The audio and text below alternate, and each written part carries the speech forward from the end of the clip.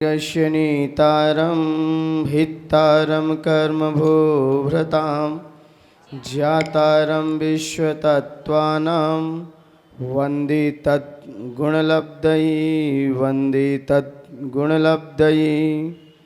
जय बोलिए अनंतानंद शुद्ध परमेष्ठी भगवान की। आचार्य भगवंत गुरुवश्री उमा स्वामी महामुनिराज की। आचार्य भगवंत गुरुवश्री वृक्ष सागर जी गुरुदेव की। आचार्य भगवंत गुरुवश्री ब्रह्म सागर जी गुरुदेव की। 3 कम 9 करोड़ मुनि महाराज की। द्वादशांग जनवाणी माता की।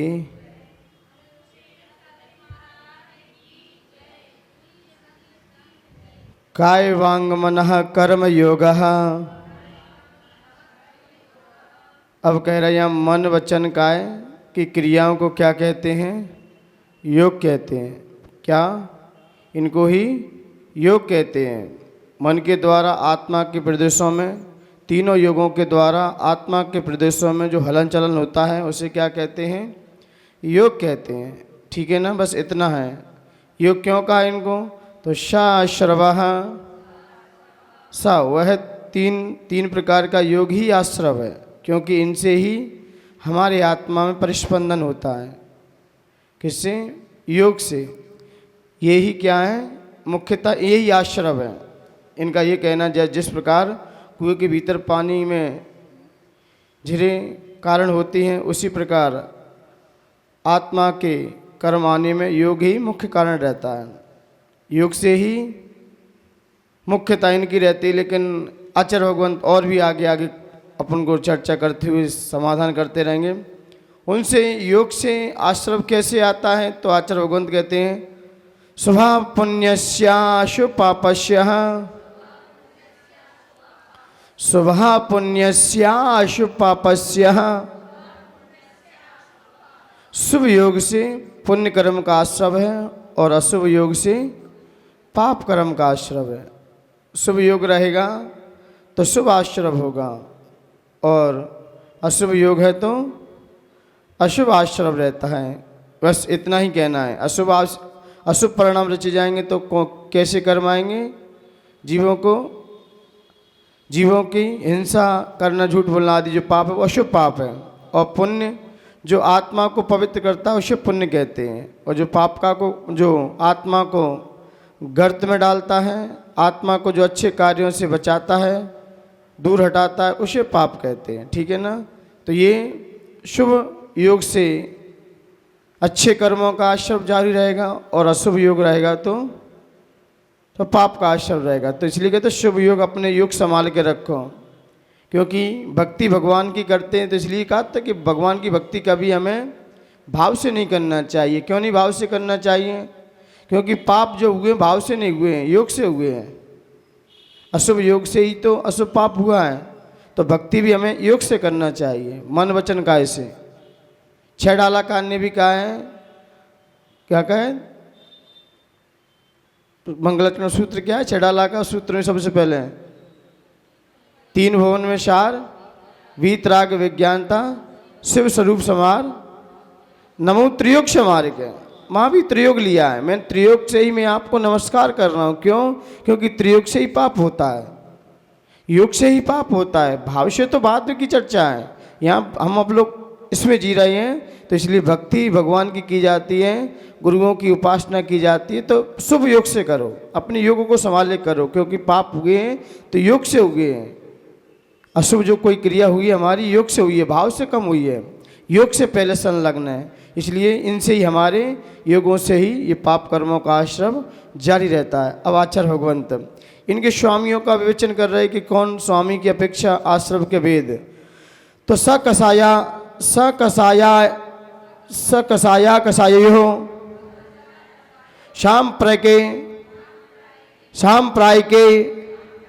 सांप्राय के इरियापथयो। तो यहाँ पर कह रहे हैं कसाय सहित जीव के सांप्राय आश्रव होता है। आश्रव के 2 भेद हैं। कौन से? इरियापताश्रव और दूसरा सांप्राय आश्रव। इनके 2 स्वामी अलग अलग हो जाएंगे। तो सांप्राय आश्रव किसके होता है? पहले गुणस्थान से लेके 10वें गुणस्थान तक सांप्राय का आश्रव किसको है? क्योंकि सांप्राय आश्रव कसाय युक्त है। किससे है? कसाय से युक्त है।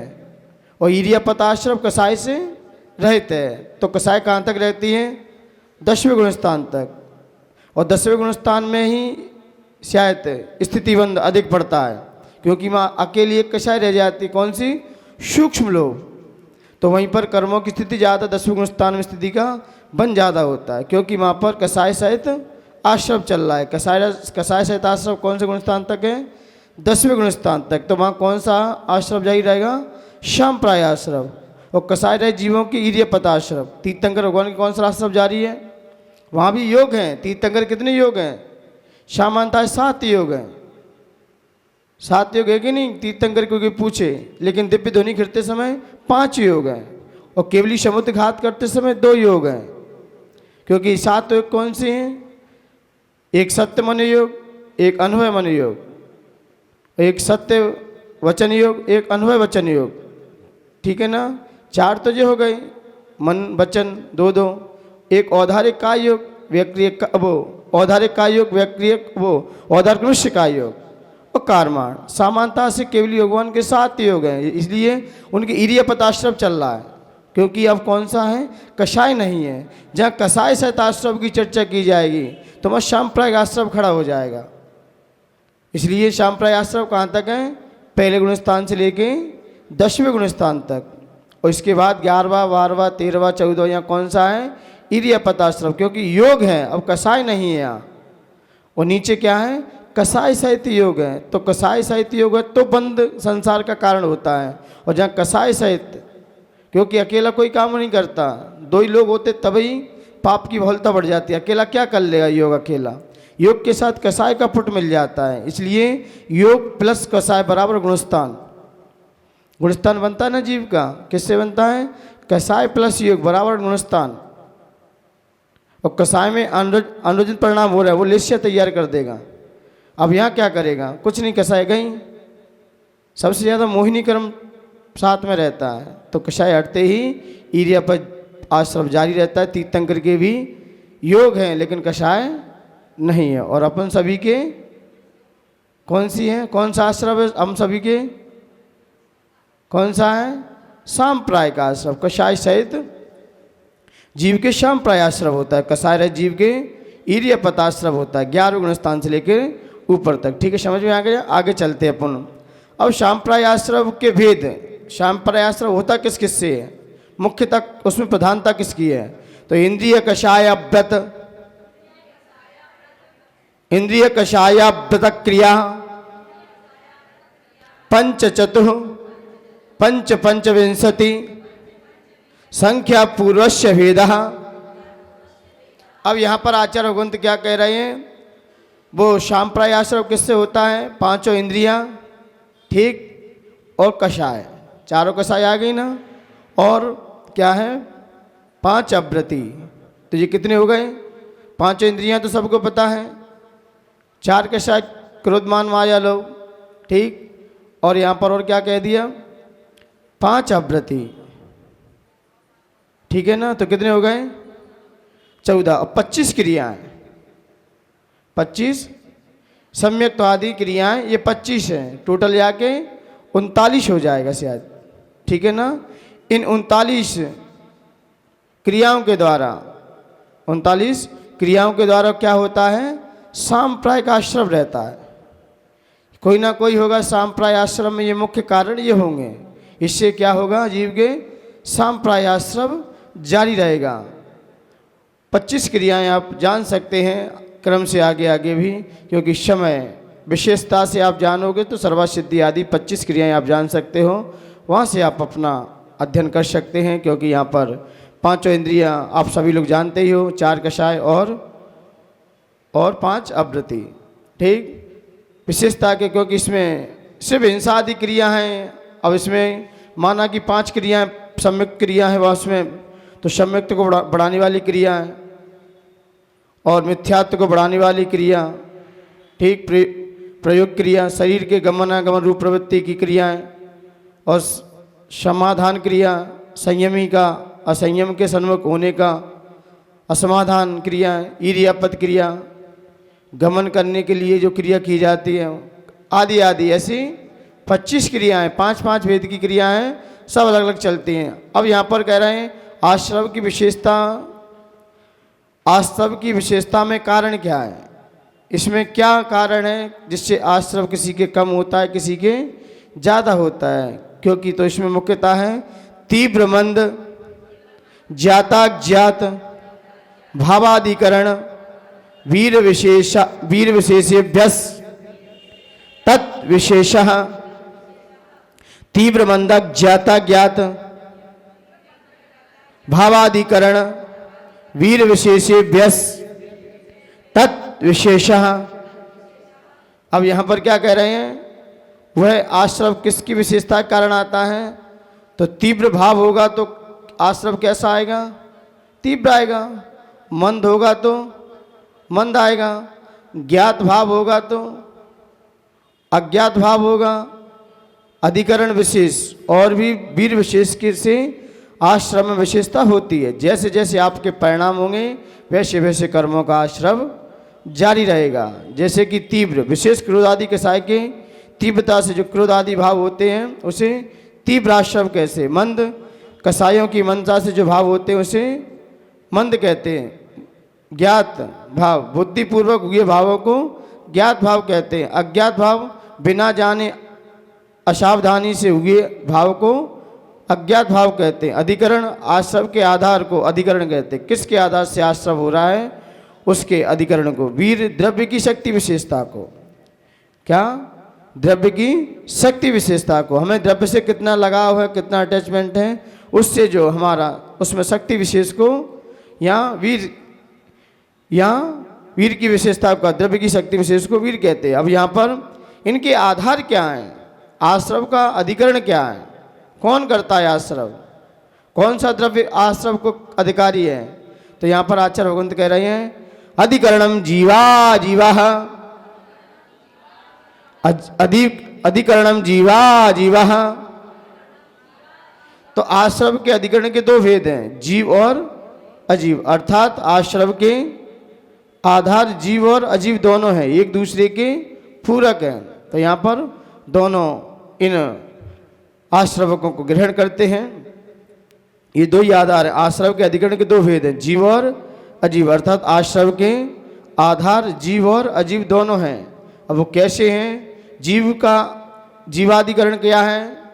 जीव किससे आश्रव को करता है? तो कहते हैं आद्यम, समरम, शमारम, आरम, योग, कृत, कारित, कारितानुमत, कषाय, विशेषेश, विशेषैष, त्रिस, त्रिस, त्रिस, चतुस, चैकसः। आद्यम, शमरम, समारम, आरम, योग, कृतकारितानुमत, कषाय, विशेषस, त्रिस, त्रिस, त्रिस, चतुस, चैकसः।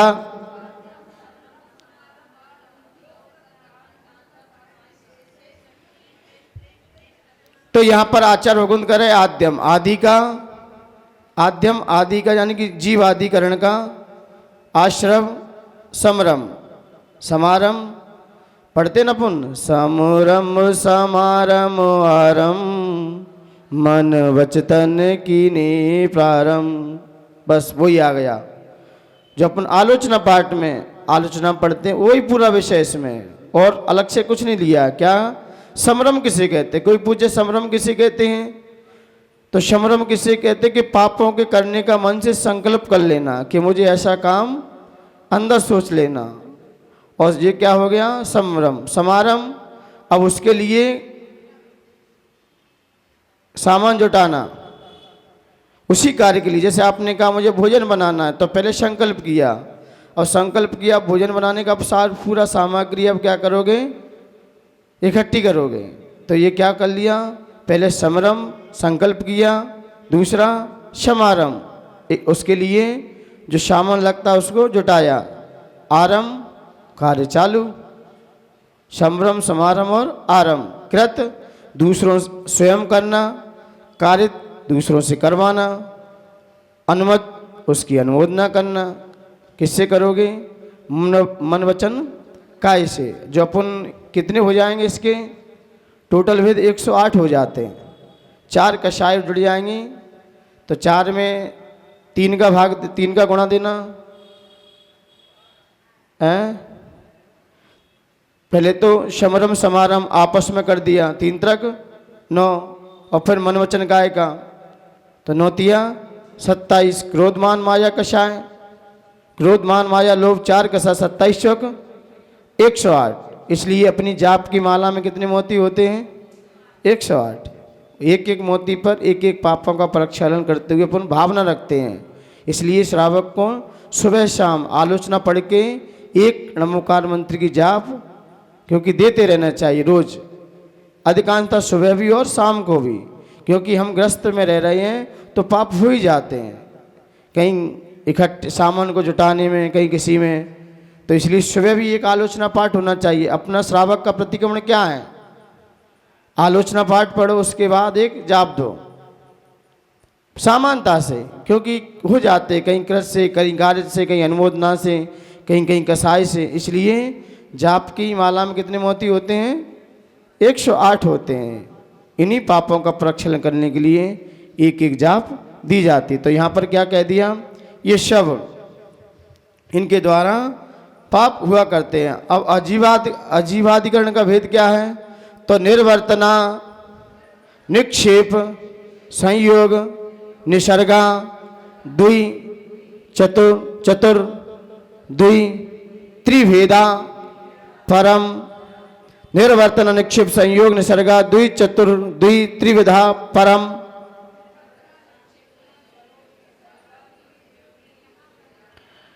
अब यहां पर अजीवाधिकरण के आधार क्या है? अजीवाधिकरण बनते किस किस से हैं? तो ये 2 प्रकार की निर्वर्तना होती है, 4 प्रकार का निक्षेप होता है और 2 प्रकार का संयोग होता है और 3 प्रकार का निसर्ग होता है। इस तरह अजीवाधिकरण के जी क्या है? 11 आधार हैं। इनसे क्या अजीवाधिकरण का आधार होता है। निर्वर्तना मतलब रचना करने की निर्वर्तना कहती है। 2 प्रकार की है। किसी भी चीज़ की रचना की जाती है तो कोई ना कोई रचना तो करनी पड़ेगी, कोई ना कोई अजीब पदार्थ रचना है कि नहीं? तो यहाँ पर है 2 प्रकार के मूल गुण निर्वर्तना और उत्तर गुण निर्वर्तना। मूल गुण निर्वर्तना का मतलब है शरीर मन तथा स्वाच की रचना, ये मूल गुण निर्वर्तना। उत्तर गुण निर्वर्तना काष्ठ, मिट्टी आदि से सचित चित्त वगैरह की रचना करना, ये क्या है? उत्तर गुण है। ये शरीर की रचना है कि नहीं अपनी?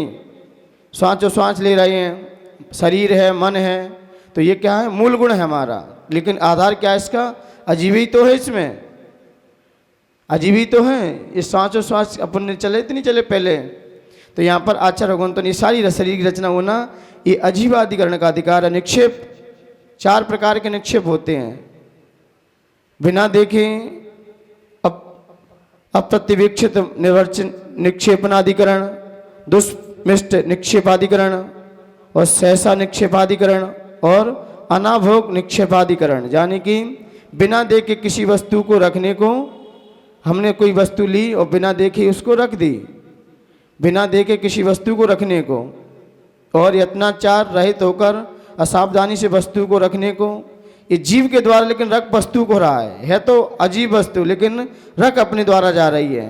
तो ये भी शीघ्रता से वस्तु को रखने को, और किसी वस्तु को योग्य स्थान में न रखकर बिना देखे सो दे अन्य स्थानों पर वस्तु को रख देना।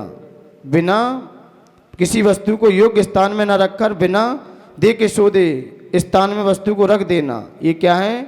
अनाभोग निक्षेप आदिकरण है। इस प्रकार और भी है, संयोग है, मिला देना आपस में दोनों को। तो ये भी संयोग के भी 2 भेद हैं, भक्त पान संयोग और एक उपकरण संयोग। तो आहार पानी दूसरे पानी में मिलाने को, आपस में मिलाते कि नहीं, ठंडा पानी गर्म पानी, तो ये भी अजीवाधिकरण है। अजीव के द्वारा कार्य चल रहा है, पहले तो अंदर चल रहा था। ये जीवाधिकरण में क्या था? समरम समारम, पहले ये आपके अंदर की बात थी, कोई देख नहीं रहा था, लेकिन ये बाहर प्रकट होकर हो रहा है। और लेकिन आधार क्या है इसका? अजीवाधिकरण कोई द्रव्य है। अब अजीवा कोई द्रव्य है ना, ठंडे गर्म में मिलाना, तो ये क्या है? अजीवाधिकरण। ये भी जीवों के आश्रमों के कारण में ये भी आ जाते हैं, ठीक है ना। इस प्रकार काय से निसर्ग और वचन से निसर्ग, यानी कि मन काय से दुष्टतापूर्वक काय की प्रवृत्ति करना और वचन से दुष्टतापूर्वक वचन बोलना, और मनो निसर्ग, दुष्टता पूर्वक मन की प्रवृत्ति को मनोसर्ग कहते हैं। अब आता है वेद मुख्यता। ये सूर्य वेरी वेरी इंपॉर्टेंट है, ये सूत्र पे टिक लगा लो, क्योंकि ये सूत्र आपके लिए बहुत उपयोगी है। क्योंकि जो हमारा ज्ञान का क्षयोपशम क्यों घट जाता है, क्यों नहीं बढ़ पाता है, मुख्यता इसकी है। ये वाला सूत्र बहुत इंपॉर्टेंट है, वेरी। अब यहाँ पर आचार्य भगवंत क्या कह रहे हैं? तत्प्रदोष निन्नव महाश्चर्यांतराया साधनोपघाता ज्ञान दर्शन वर्णयो। तत्प्रदोष निन्ना महाश्रय अंतराया साधनोपघाता ज्ञान दर्शन वर्णयो। पुस्तक लेके बैठा करो मनु, ये पुस्तक लेके, पुस्तक से जिनवाणी के सम्मान रहता है। सामने पुस्तक रखिए। तो यहां पर क्या कह दिया? तत्प्रदोष।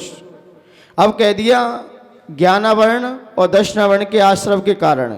ज्ञान का आवरण यानी ज्ञानावरणी कर्म का उदय, ज्ञानावरणी कर्म का उदय क्यों होता है? ज्ञानावरण का क्षयोपशम की चर्चा नहीं कर रहे, क्षयोपशम तो बढ़ाएगा ज्ञान को। यहाँ क्या कह दिया? हमारे जीवन में ज्ञानावरण कर्म का उदय क्यों आ जाता है? तो आश्रव किया होगा तभी तो उदय में आएगा। आपने क्या काम किया जिससे वो उदय में आ रहा है? तो आचार्य भगवंत कहते सुन लीजिए क्रम से। तत्प्रदोष, तत्क्रम से तत्प्रदोष। प्रदोष का मतलब क्या है? उन ज्ञान और दर्शन के विषय में। प्रदोष निन्नव माश्चर्य अंतराय और असाधन और उपघात क्रम से ज्ञानावरण दर्शनावरण के कर्म के क्या है? आश्रव है। ज्ञानावरणी का आश्रव कैसे होता है और दर्शनावरणी कर्म का आश्रव कैसे होता है? तत्प्रदोष किसी धर्मात्मा के द्वारा की गई तत्व ज्ञान की प्रशंसा नहीं सुहाना। कोई अच्छे मुनिराज हैं, कोई अच्छे तत्वज्ञानी हैं, अच्छी चर्चा कर रहे हैं आपसे बैठकर, उस जीव के बारे में समझा रहे हैं, लेकिन अब क्या है? उनकी प्रशंसा अंदरियन से नहीं सुहाना। जैसे कोई होते हैं ना, कोई अच्छा काम करके दिखाएं तो क्या करते हैं लोग? उसमें प्रशंसा नहीं सुहाती, उसमें बुराइयां ढूंढते हैं। फिर वो क्या ढूंढते हैं? बुराइयां, ईर्ष्या करते हैं। उनसे क्या करते? ईर्ष्या भाव रखना। देख दूसरों की वर्ती को कभी ना, बस पढ़ते ही हो उसे, सिर्फ पढ़ता ही सीमित रह जाता है। यदि इस पंक्ति को अपने जीवन में उतार लो ना तो प्रदोष हट जाएगा। फिर देख दूसरों की वर्ती को कभी ना ईर्ष्या भाव रखो। बस यही कहना है इसमें कि कोई धर्मात्मा के द्वारा अच्छी कार्य किया जा रहा है, उससे क्या करना? ईर्ष्या भाव रखना। ये क्या प्रदोष है? इससे आपका क्या बढ़ेगा?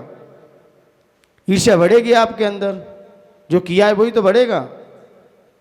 क्योंकि हमें उनकी प्रशंसा करना चाहिए। प्रशंसा करोगे तो आपका ज्ञान का क्षयोपशम बढ़ेगा। ईर्ष्या करोगे तो जो है वो और चला जाएगा और ऊपर से जाएगा नहीं।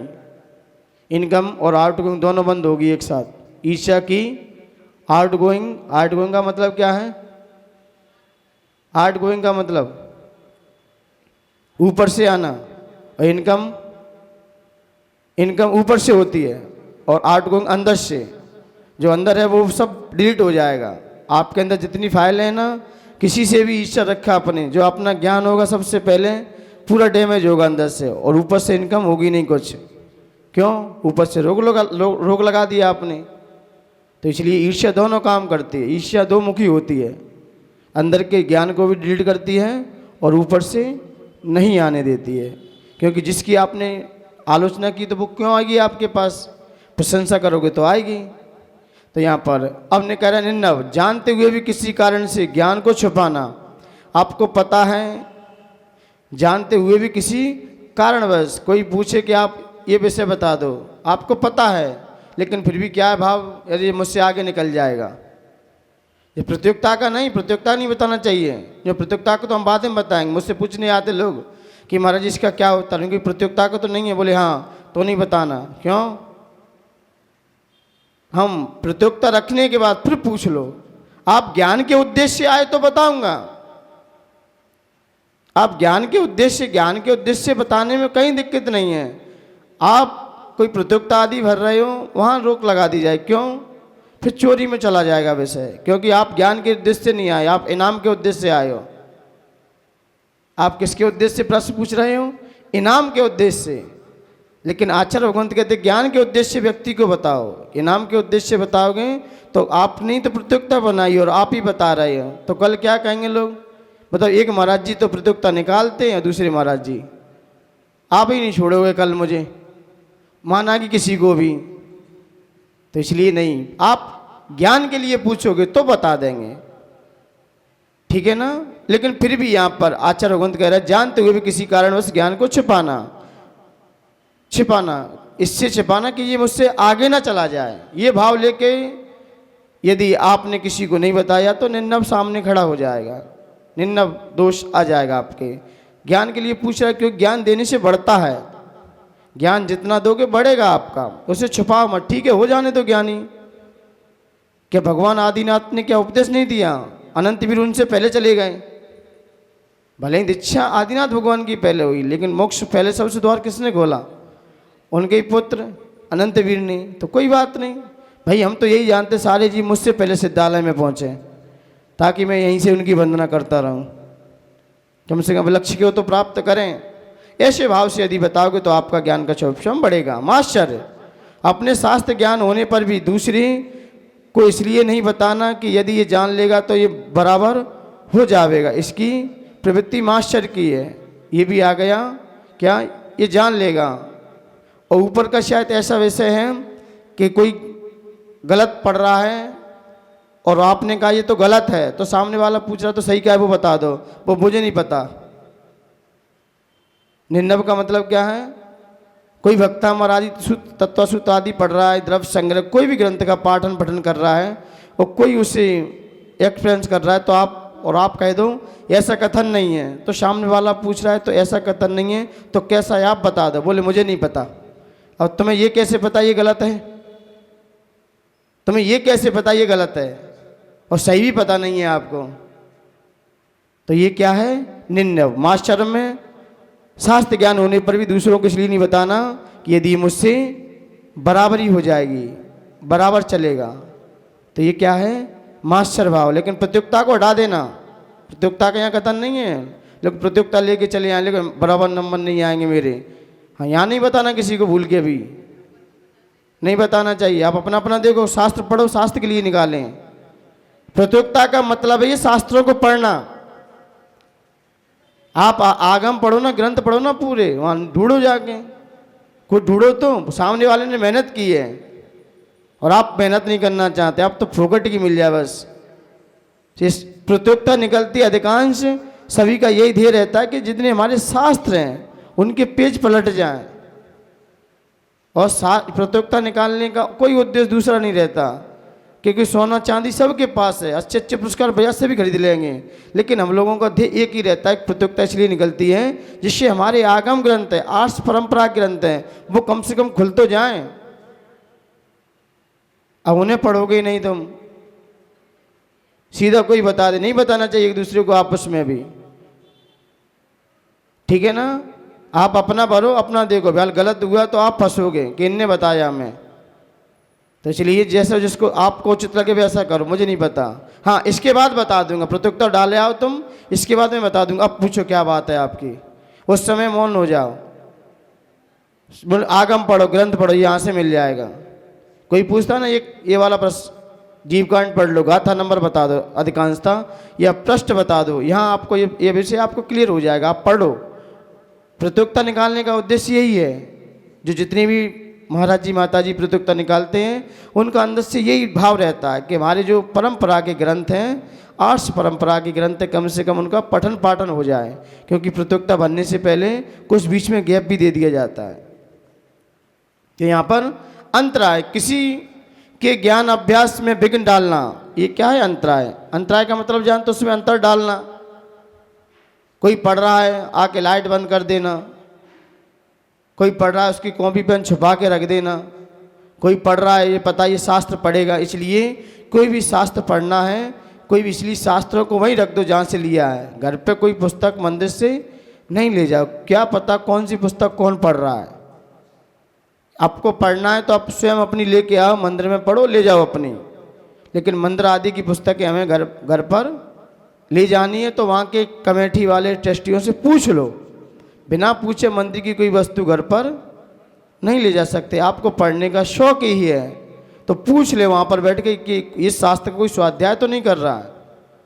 और आप कहीं ले गए और सामने वाला ढूंढ रहा है, अरे पुस्तक रखी कहाँ गई यहाँ से, और आपने तो घर पे जाके रख ली। तो इसलिए आप अपनी स्वयं रखो, इसलिए जिनवाणी वगैरह अपनी स्वयं रखो, अपनी एक किट बनाओ, अपनी जिनवाणी लेके जाओ और अपने घर पे लेके आओ, नंगे पैर जाओ। सारी सामग्री मंदिर की तो कोई चीज़, इसलिए मंदिर में व्यवस्था इसलिए कर देते, किसी गरीब परिवार के घर रहते हैं अधिकांशता, तो उनके लिए चटाई आदि की व्यवस्था कर देना, उनको पुस्तक आदि की व्यवस्था कर देना। लेकिन जो राजघराने के होते हैं वो अपने घर से सामान लेके चलते हैं, द्रव्य वगैरह, जिनवाणी, अपना आसन। अब आसन कौन कैसा है, आके बैठ गए, तुम भी बैठ गए, वो भी बैठ गए, और कोई बीमारी हुई उसको तो इसलिए आसन अपना स्वयं का होना चाहिए अधिकांशता। पहले देखा ना गुरुकुल में बच्चे स्कूल में पढ़ने जाते थे तो अपनी बोरी ले जाते थे, अपनी बिछाई, बैठो और पढ़ो, उससे विनय आती है और विद्या ददाति विनयम। जितनी आप विनय करोगे, अपने पुस्तक स्वयं लेके चलो मंदिर में। ये मंदिर में तो धोती दुपट्टा हुए, पुस्तक हुई, ये तो गरीब परिवार रहते घर के नहीं है, उनके यहाँ पर उनके लिए व्यवस्था की जाती है। और जो खाने पीने के लिए सज्जन है, सब कुछ है। आप स्कूल में पढ़ने जाते हो तो पुस्तक क्या वहीं मिलती है क्या? स्कूल में बच्चे पढ़ने जाते, कॉलेज में जाते तो पुस्तक स्कूल में आपको मिलती है क्या? विद्यार्थी खुद खरीदता है, अपनी पढ़ता, अपनी टिक लगाता है, कब कहाँ क्या प्रकरण है, और अपनी लेके चलता है। जब स्कूल में व्यवस्था है वही तो मंदिर में है। स्कूल हुए और मंदिर हुआ, ये संस्कार स्थान है। यहाँ एक ही ड्रेस होना चाहिए। स्कूल में जाओगे, जो स्कूल के नियम होंगे वही ड्रेस में आइए, 2 चोटी तो 2 चोटी, बालकों के लिए एक ड्रेस में। ऐसे ही मंदिर है, ये यहाँ पर संस्कार का स्थान है। यहाँ पर अपनी चीज लेके आओ, आप अपनी रखो। नहीं तो लोग मंदिर में आते हैं, जिनवाणी उठाई, भरे चावल और छोड़ गए टेबल पे, माली उन्हें उठाएगा, ये तो हमारी विनय है। टेबल पे ही छूट जाते, उसमें चावल भरे हैं। अब बताओ जिनवाणी खराब नहीं होगी तो क्या होगा? चावल इतने भरे रहते हैं उसमें, अरे पहले एक एक शोधन करके जहाँ से उठाइए आप वहाँ पे रखो अच्छे से। ये हमारी ज्ञान की विनय है। जितनी हम विनय करेंगे शास्त्र की, आगम की, ग्रंथों की, आपका ज्ञान अपने आप बढ़ेगा। कुंद कुंद स्वामी ने क्या किया? कौंडेश ग्वाला क्या किया? उसने क्या किया? लेकिन हम लोग इतने प्रमादी हो जाते, टेबल पे पुस्तक मिल जाए, उठाने वाला भी आ जाए और रखने वाला भी आ जाए। हम तो सिर्फ बड़े घराने के ना, तो जिनवाणी मेरे पास चल के आए और यहाँ से कोई उठा के ले जाए, नहीं मैं कहीं नहीं जाऊँगा। मान्यवर ज्ञान का क्षोभसम घट जाएगा आपका। हम जितनी विनय करेंगे, जिनवाणी ले जाओ, पन्नी चढ़ाओ, अच्छे से कवर लगाओ। जिस तरह हम अपनी साड़ी को संभालते हैं ऐसे ही मां जिनवाणी को संभालो। आप एक ही सेवा तो कर सकते हो, महिलाएं दूसरी सेवा क्या कर सकती हैं? अभी हम विदिशा में थे, क्या वार्निंग करते हैं वहाँ के व्यक्ति, 2-4 परिवार के घर थे, सारी पुस्तक ऐसी व्यवस्थित करते हैं कि किसी को एक पुस्तक भी किसी ने उठाई पता चल जाएगा यहाँ से पुस्तक उठ गई है। वहाँ की क्या वार्निंग करते हैं और क्या सुरक्षित करते हैं। ऐसे जीवों का ही क्षोभसम बढ़ता है। इसलिए हमें ज्ञानियों की और ज्ञान जिससे हमें प्राप्त होता है उनका हमें सेवा करना चाहिए, अंतराय नहीं डालना चाहिए। कोई अभ्यास कर रहा है उसे और पढ़ाओ, ठीक है, और कोई ज़रूरत तो नहीं है आपको। अभी किसी ने कहा है महाराज जी आपके यहाँ पुस्तक इतनी आ रही, कोई मेरी तरफ से पुस्तक हो जाए, बस आते नहीं दो। बस आपने भक्तामर पढ़ा, अभी भी पुस्तकें आ गई, किसी ने कहा कि महाराज जी जो ज्ञान अभ्यास चल रहा है हमारी तरफ से पुस्तक है कुछ, ऐसा आपके अंदर भाव होगा, अपने आप बढ़ेगा ज्ञान का क्षोभसम। फिर कमेटी वाले तो संभालेंगे ही, लेकिन हमें भी आगे चढ़ के माँ जिनवाणी के प्रति, गुरुओं के प्रति और भगवान के प्रति हमें अग्रसर आगे रहना चाहिए, क्योंकि हमारा सदुपयोग हो जाए। हम ज्ञान की पुस्तकें देंगे दूसरे को, आपका ज्ञान का क्षोभसम अपने आप बढ़ेगा, अपने आप बढ़ेगा। अब ये पुस्तकें मंगाएंगे नहीं मंगाई मैंने, अब सबको मैं घर घर पे मैं दूंगा अपनी तरफ से। मैं क्यों दूंगा? क्योंकि मुझे ज्ञान की आवश्यकता है, सबको दूंगा मैं। अभी विधान हो जाने 10 लक्षण के बाद, दोनों भाग हैं इसके। दोनों भाग एक एक जितने परिवार के श्रद्धा से ले जाएंगे, उनको एक एक शर्ट, उनसे नियम दिलाएंगे कि ये पुस्तकें सिर्फ घर पर रखनी है, मंदिर मत देना किसी को, आप अपनी ले जाओ और अपने से पूजन करो। इसलिए मैंने नहीं मंगाई यहाँ पर, भक्तामृत की नहीं आई, पुरानी तो नहीं आई, सबको फ्री मिली कि नहीं मिली बस। तो यहाँ पर कह रहा है अंतराय, हमें किसी भी कार्य में हमें अंतराय नहीं डालना चाहिए और हमें बढ़ चढ़ के भाग लेना चाहिए।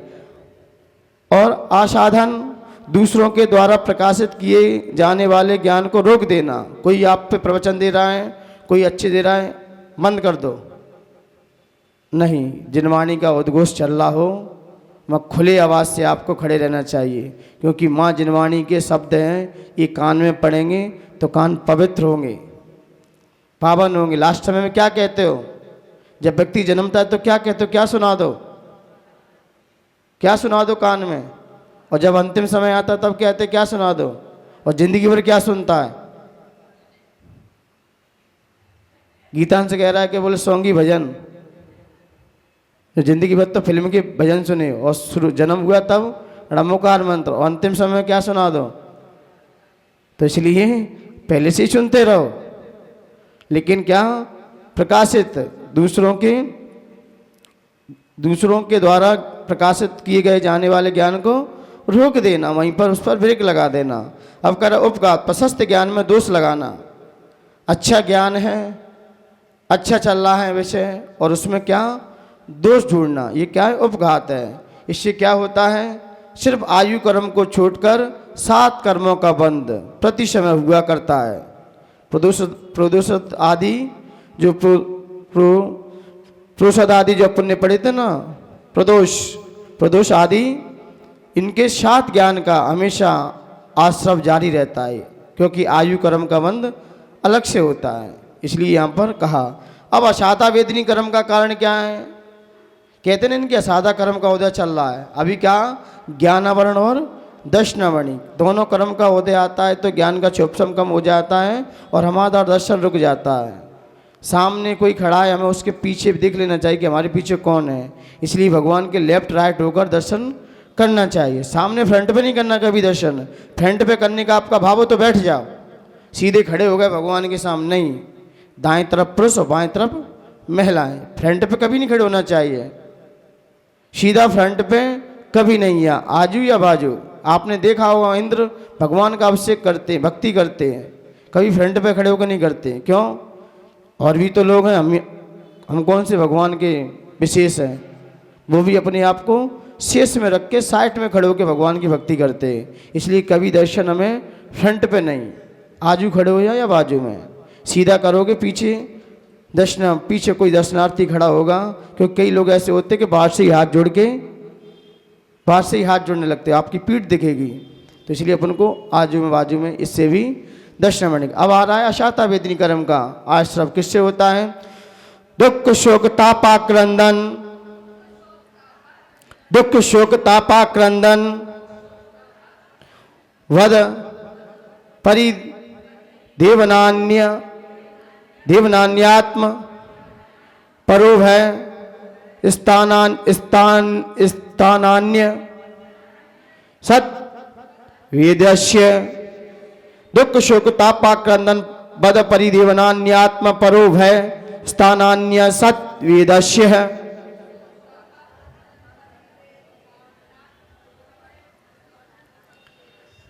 तो यहां पर दुख, क्या, दुख पीड़ा रूप परिणाम विशेष को क्या कहते हैं, दुख कहते हैं। पीड़ात्मक, पीड़ा रूप परिणाम को विशेष को क्या कहते हैं, ये बड़ा दुखी है। क्यों दुखी है, कोई ना कोई पीड़ा है, कोई ना कोई पीड़ा है। अब पीड़ा कई प्रकार की होती है, किसी प्रकार की हो सकती है। तो परिणामों के द्वारा जो पीड़ा विशेष कहते हैं उसे क्या बोलते हैं, दुख है। शोक अपने उपकारी का वियोग होने पर मन में विकलता होना, ये क्या है, शोक है। अब शोक कहते हैं, शोक सवाल चल रही है, कोई अपना प्रिय चला गया, अब किस में बैठे हो, शोक में बैठे हैं। अब कोई चला गया, अपना प्रिय था, अब सामने नहीं है, तो शोक में रहना। इसलिए तो मुनिराजों के कह दिया इष्ट वियोग, अनिष्ट संयोग और पीड़ा चिंतन। आर ध्यान के भेद हैं वैसे, इष्ट वियोग, अनिष्ट संयोग पीड़ा चिंतन, लेकिन निधान नहीं है। निधान का मतलब क्या है? ऊंचे स्तर पर बैठकर नीचे चीज की कामना करना, ये क्या है? निदान। लेकिन मुनिराज ऐसा नहीं करते, निदान मन नहीं है। लेकिन तीन हो सकते हैं। इष्ट वियोग, हमारे गुरु महाराज हैं वो चले गए, भाई शोक तो लगेगा, झटका तो। जब गौतम स्वामी, भगवान महावीर स्वामी को मोक्ष हुआ, केवल ज्ञान हुआ, तब तो खुश रहे क्योंकि वाणी मिलती थी। जैसे ही मोक्ष हुआ तो गौतम स्वामी से पूछना, उनसे जाके समुद्र में जाके पूछना कि भगवान महावीर स्वामी को ज्ञान मोक्ष हुआ तब आपको कैसा लगा। अरे उनसे छोड़ो, आचार्य विशुद्ध सागर जी से पूछना, आचार्य विरक्त सागर जी गुरुदेव की समाधि हुई तो कैसा लगा आपको। समय सागर से पूछना कि गुरु महाराज का आपका वियोग हुआ कैसा लगा, तो वो ही जानते हैं क्योंकि इष्ट है हमारा। तो यहाँ पर भी, लेकिन उनको वैसा शोक नहीं होता, प्रशस्त शोक उनका तो भी, लेकिन है तो है ही, इसलिए तो आर ध्यान में रख दिया। इसलिए छठवें गुणस्थान में आर ध्यान लिया है, आर ध्यान लिया है। 3 आर ध्यान और 4 धर्म ध्यान। इसलिए मुनिराजों के भी 7 ध्यान होते हैं।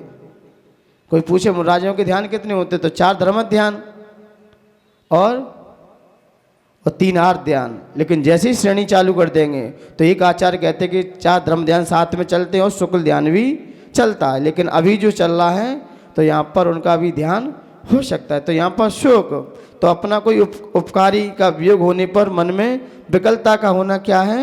शोक है। ठीक है ना।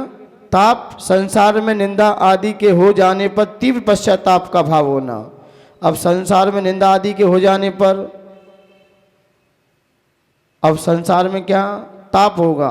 ताप मन में होगा। अब कोई आपने ऐसा काम कर लिया जिससे समाज में आपकी अफवाह उड़ गई, फैल तो जल्दी जाती लेकिन समेटना मुश्किल पड़ता है। फिर कैसी भी हो, लेकिन फिर क्या होगा? अंदर ही अंदर ताप होगा। अब उसे कौन सहन करेगा? जिसका हो रहा वो सहन करे। अब तो क्या है? ताप है। इससे भी अशाता भी आक्रंदन, पश्चाताप से आंसू पात करते हुए रुदन करना। अब ऐसा रोना कि सामने वालों को भी रोना आ जाए। कहीं महिला रोती नहीं, गा गा के रोती हैं। अब कौन देखेगा, कौन चलेगा, ये चलेगा, तो सामने वाला ही बेचारा रो पड़ता है आपको देखकर। तो ये क्या है? आक्रंदन। ऐसे रोना कि सामने वाले के भी आपको देखकर आंसू आ जाए। तो ये क्या है? बद, किसी की आयु आदि प्राणों का घात कर देना। कोई जीव जा रहा है, कोई चल रहा है और हमने जाके शरीर जाके पटक दिया। अभी आते को नहीं आते सब लोग, और चटाई पे आए और सीधे धम्म पटक दो, लो। और नीचे एक चींटी हो चाहे चींटा हो, व्रती लोग नहीं बैठेंगे। तो हमें देखकर, क्योंकि जीवों का भी हमें वध किसी प्रकार से भी हो सकता है। वध है। अब जैसे कि अपन चल रहे रास्ते से, अब गाड़ी पे बैठे हैं, अब नीचे कौन आ जाए पता है आपको, तो देख कर चलना, क्योंकि सामने वाले के तो प्राण आपने ले लिए। तो इससे भी क्या होगा? अशाता वेदनी। हम किसी की आयु को दे सकते हैं, जीवन दान दे सकते हैं, लेकिन किसी का जीवन दान ले नहीं सकते। तो यहाँ पर वध, परिवेदन, अत्यंत दुखी होकर करुणाजनक रोना, रुदन है। अच्छा, ये है परिवेदन। आक्रंदन का मतलब स्वयं रोना अपने आप पर, ऐसे रो रहे हैं, आक्रंदन, फूट फूट कर रोना। लेकिन यहाँ पर ऐसे रोना कि सामने वाले को करुणाजनक रुदन करना, यानी कि अपन को देखकर सामने वाला भी रोने लगे, करुणाजनक। यद्यपि शोक आदि दुख के भेद, दुख जातियाँ बतलाने के लिए सबका ग्रहण किया गया, इसलिए ऐसे परिणामों से जो स्वयं दुखी होता है और को भी दुखी करता है या दोनों को दुखी करता है, उसके सब अशाता वेदनी कर्म का आश्रव है। इनसे अशाता वेदनी कर्म का आश्रव आता है। इसलिए अशाता वेदनी की बंधु चित्ती कहाँ पर है? अशाता जो छठवें गुण स्थान में ही है, क्योंकि 5 आवाली और 1 शोक यहीं पर विच्युत्ति हो जाती है इनकी। तो इसलिए मुनिराज तक अशाता वेदनी यहाँ पर बंद होता रहता है। इसके बाद अब शाता का बंद होगा। ऊपर बंद विच्युत्ति पड़ी होंगी, वो समझते विषय को।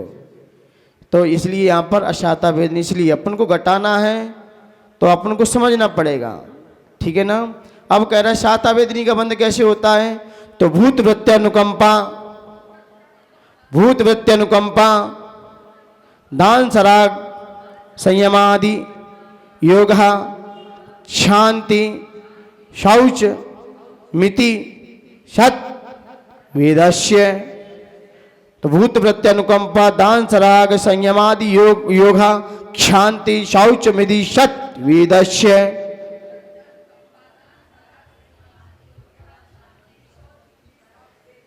अब यहां पर आचार्य ग्रंथ कह रही हैं कि शाता वेदनी का जीव को बंध कैसे होता है। शाता का मतलब है, कहते हैं कि सुख साता, कहते हैं कि नहीं, क्या बोलते हैं, सुख साता है। अब कोई ये नहीं कहता सुख असाता है, असाता कोई नहीं कहेगा, क्या कहेगा, सुख साता है, उपास की ये सुख साता है कि नहीं, यही तो कहता है। तो यही शाता वेदनी का यही विषय यहाँ पर। तो शाता वेदनी का बंध कैसे कैसे होता है। भूत वृत्ति अनुकंपा, यानी कि भूत मतलब अनुकंपा, वृत्तियों पे क्या करना, अनुकंपा करना। वृत्तियों पे आप अनुकंपा करते हो, लोगों ने इसका अर्थ निकाला, वृत्तियों पे अनुकंपा करते कि नहीं, तो बेचारे मुराज भूखे हैं, उन्हें भोजन देना, उन पर अनुकंपा की कि नहीं किया आपने, क्योंकि दुखी प्राणी हैं बेचारे, मुराज हैं, त्यागी वृत्ति हैं, इन पे आप अनुकंपा नहीं करोगे। इन पे लोगों ने अर्थ निकाले, लेकिन भूत का मतलब होता है प्राणी।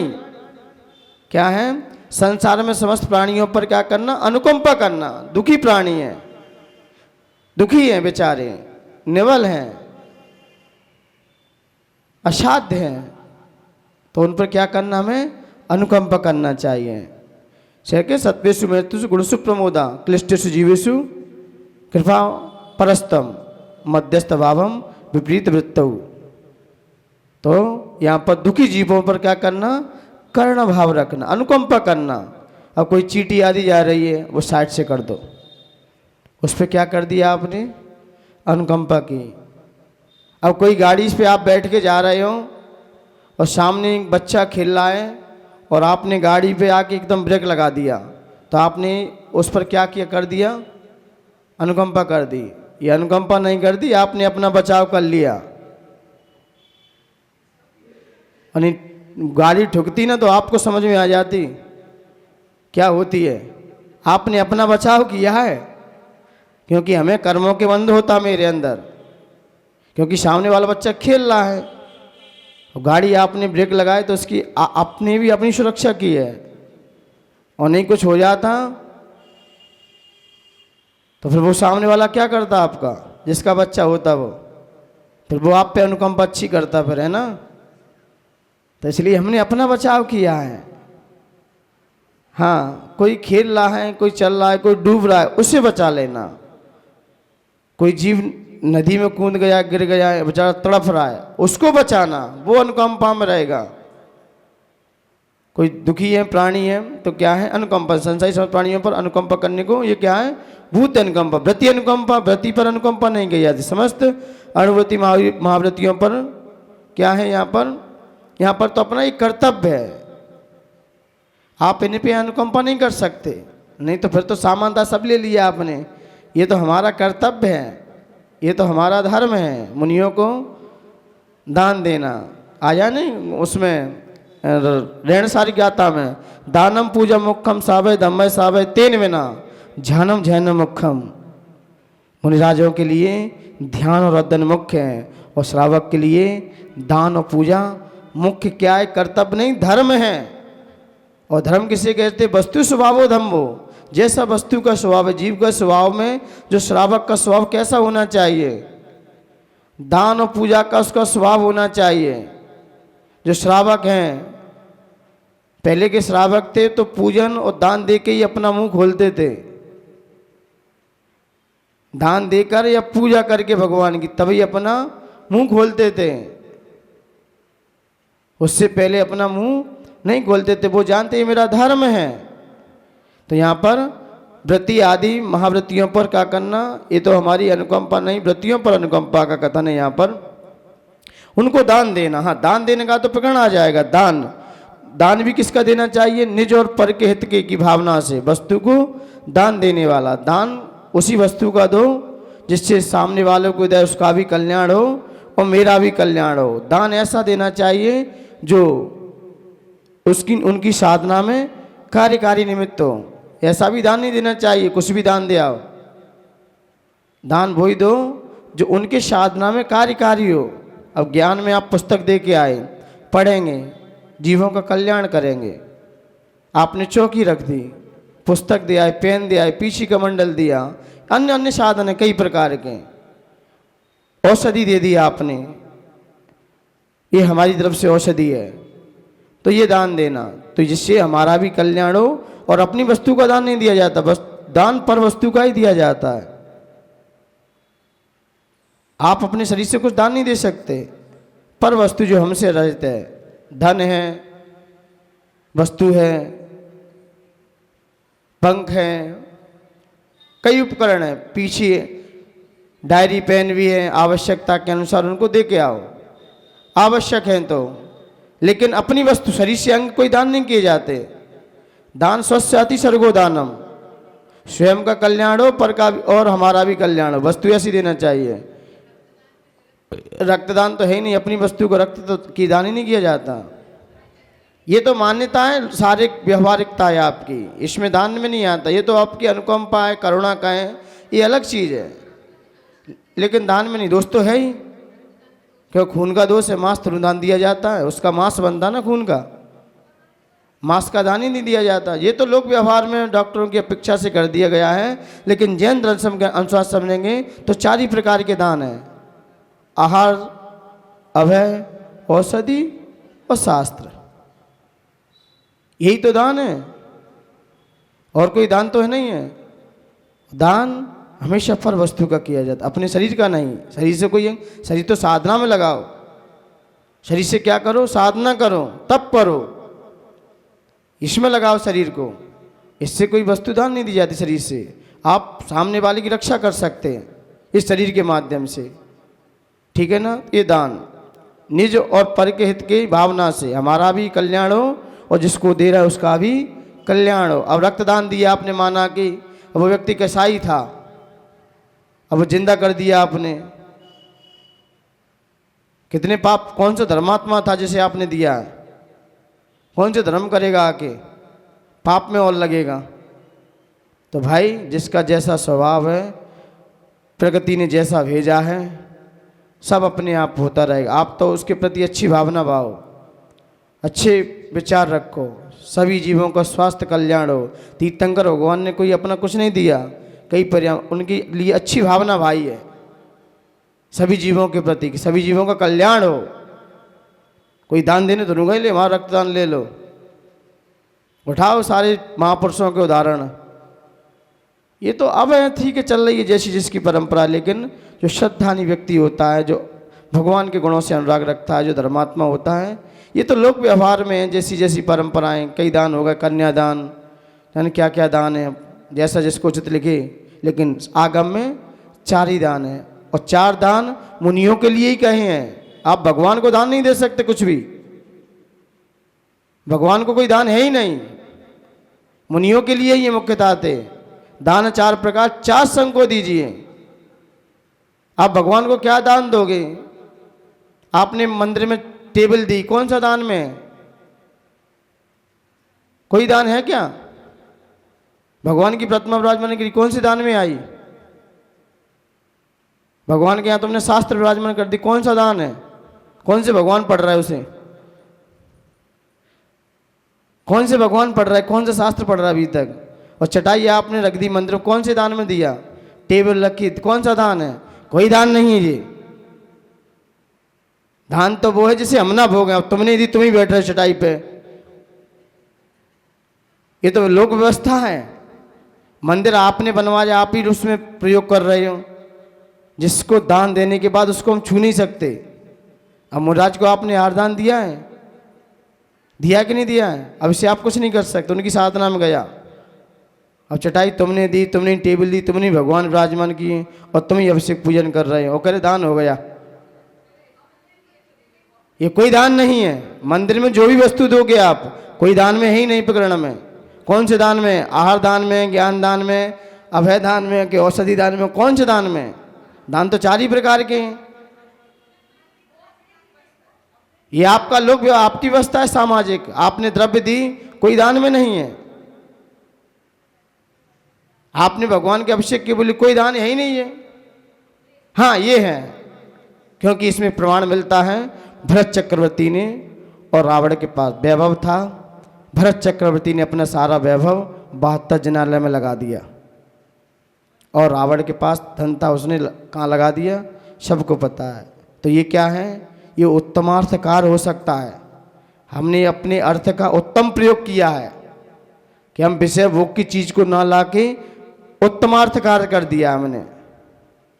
अब कोई व्यक्ति इधर जाए कश्मीर और वही व्यक्ति शिखर जी जाए, जा दोनों जाए घूमने, लेकिन शिखर जी में ही पैसा उतना खर्च होगा उतना ही मनाली वगैरह जाते लोग,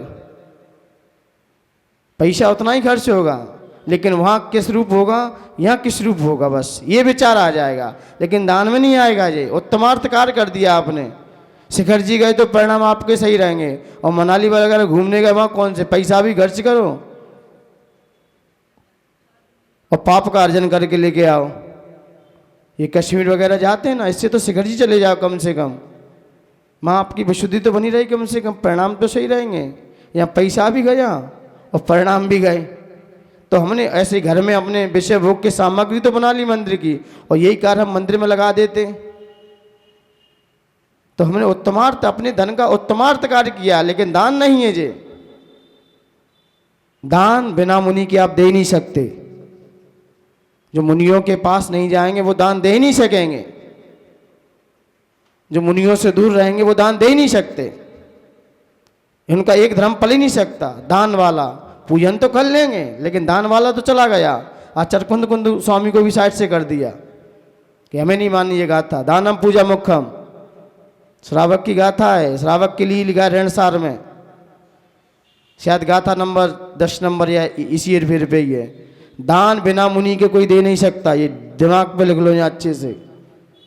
मंदिर में कोई दान नहीं दिया जाता, मंदिर में तो उत्तमार्थ कार्य किया जाता है। आप ही लोगे और आप ही भोगोगे। चटाई आपने दी, टेबल आपने दी, भगवान आपने राजन की, जिनवाणी आपने की, और आप ही पढ़ रहे हो आके। दान तो उसे कहते हैं स्वस्याति सर्गोदानम, जिससे हमारा भी कल्याण हो और जिसे दे रहा है उसका भी कल्याण हो। भगवान का कौन सा कल्याण हो रहा है? आपने भगवान के मंदिर में चीज रखी, उनका कौन सा कल्याण हुआ? वो तो स्वयं ही कल्याण कर ले गए। ये बात पहली बार सुनना होगा आप लोग कि मंदिर में दान दिया हो। मंदिर में कोई दान नहीं होता, ना मंदिर में कोई वस्तु आपके भगवान लेते। क्या दोगे तुम भगवान को? बोले हम भगवान को इतना दिया है। वो भगवान जीवित नहीं तो अच्छे समझाए तुम्हें, मुझे तुम देने आए हो, जिसको हम छोड़ के चले आए और 4 चावल चढ़ा दिए और कह दे हम दान दे आए। उसके आगे पीछे कितनी लक्ष्मी भगी थी, तब एक पे निगाह नहीं डाली, आपके इन चावलों पे निगाह डालेगा वो। ये तो हमारी श्रद्धा है, हमारी आस्था है कि खाली हाथ नहीं जाया जाता मंदिर में। वो कुछ नहीं लेता आपसे, वो तो आपके भावों को भूखा है। आपकी विशुद्धि कितनी है, आपके भाव कितने हैं, उस पर उसकी निगाह बरसती है। इन वस्तुओं से कुछ नहीं होता। बड़े व्यक्ति हमेशा वस्तु से खुश नहीं होते। बड़े लोग हमेशा खुश होते सम्मान से, आदर से, उनकी आज्ञा से। घड़े के आपने बड़े देखे ना, बड़े लोग वो आपकी वस्तुओं से नहीं चाहेंगे, आप उनकी आज्ञा में रहोगे, उनका आशीर्वाद अपने आप आएगा आपके ऊपर, अपने आप आशीर्वाद बरसेगा। आप उनकी बड़ों की आज्ञा में रहे। बड़े लोग वस्तुओं से खुश नहीं होते, ध्यान रख लेना बिल्कुल। जो वस्तुओं से खुश होते हैं वो छोटे व्यक्ति हैं। बच्चे लोग वस्तुओं से खुश रहते हैं। वस्तु मिल गई आपके पीछे पीछे भगेंगे। छोटे छोटे बच्चे ना टॉफी आई दे तो वो आपके पीछे आगे पीछे घूमेंगे। लेकिन बड़े लोग सम्मान के भूखे रहते, इज्जत के भूखे, और आप उनकी आज्ञा में रहोगे। जैसा जिनेंद्र भगवान ने कहा है वैसे आप चलते रहो, आशीर्वाद अपने आप आएगा। गुरुओं की आज्ञा में रहे, अपने आप आशीर्वाद आएगा। इसलिए गुरु महाराज कभी वस्तु से कुछ नहीं होते। अब आचार्य विद्यासागर जी महाराज जी पहले थे, अभी समय सागर जी हैं। अब क्या दोगे? आप इनकी आज्ञा में रहो, अपने आप आशीर्वाद मिलेगा। आपको आशीर्वाद की आवश्यकता नहीं है। जैसा हमारा आगम में लगा है हम वैसा चलते रहे, आशीर्वाद तो स्वतः ही आता रहेगा।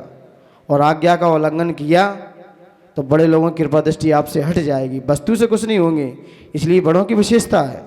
इसलिए भगवान ये द्रव्य से कुछ नहीं होते। आपकी उनके प्रति विनय कितनी है, उनकी आज्ञा कितनी मानते, वो उससे कुछ होते। इसलिए दान समझ में आ गया। मुनि के बिना आप दान दे नहीं सकते। बिना मुनि के चतुर्विध संग, मुनि आर्य का, श्रावक और श्रावक का, इनको ही दान दिया जाता है। यही पात्र उत्तम मध्यम जघन्य, इनकी नवदा भक्ति की जाती है। इसलिए दान और पूजन, इसलिए दान पूजा को अलग अलग कर दिया। इसकी विशेषता है कि पूजन शिविर में अच्छे से, पूजन शिविर लगेगा ना तो उसमें गाथा खोली जाएगी अच्छे से, पूजन किसे कहते हैं और दान किसे कहते हैं, विशेषता को लेकर रहते हैं इसमें। आइए दान। शराग, शराग संयम, यानी कि 5 इंद्रिय मन के विषयों में विरक्त होने तथा 6 काय के जीवों की हिंसा ना करने को संयम कहते हैं। यानी कि शराग संयम, यानी कि राग सहित संयम को शराग संयम कहा गया। इससे भी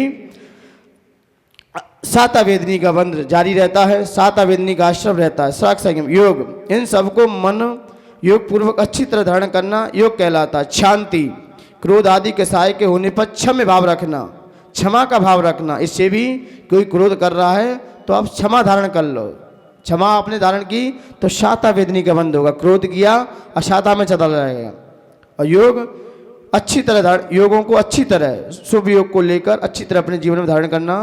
अब कह रहे हैं शौच, शौच का मतलब क्या है? शुद्धता, लोभ की प्रवृत्ति का त्याग होना।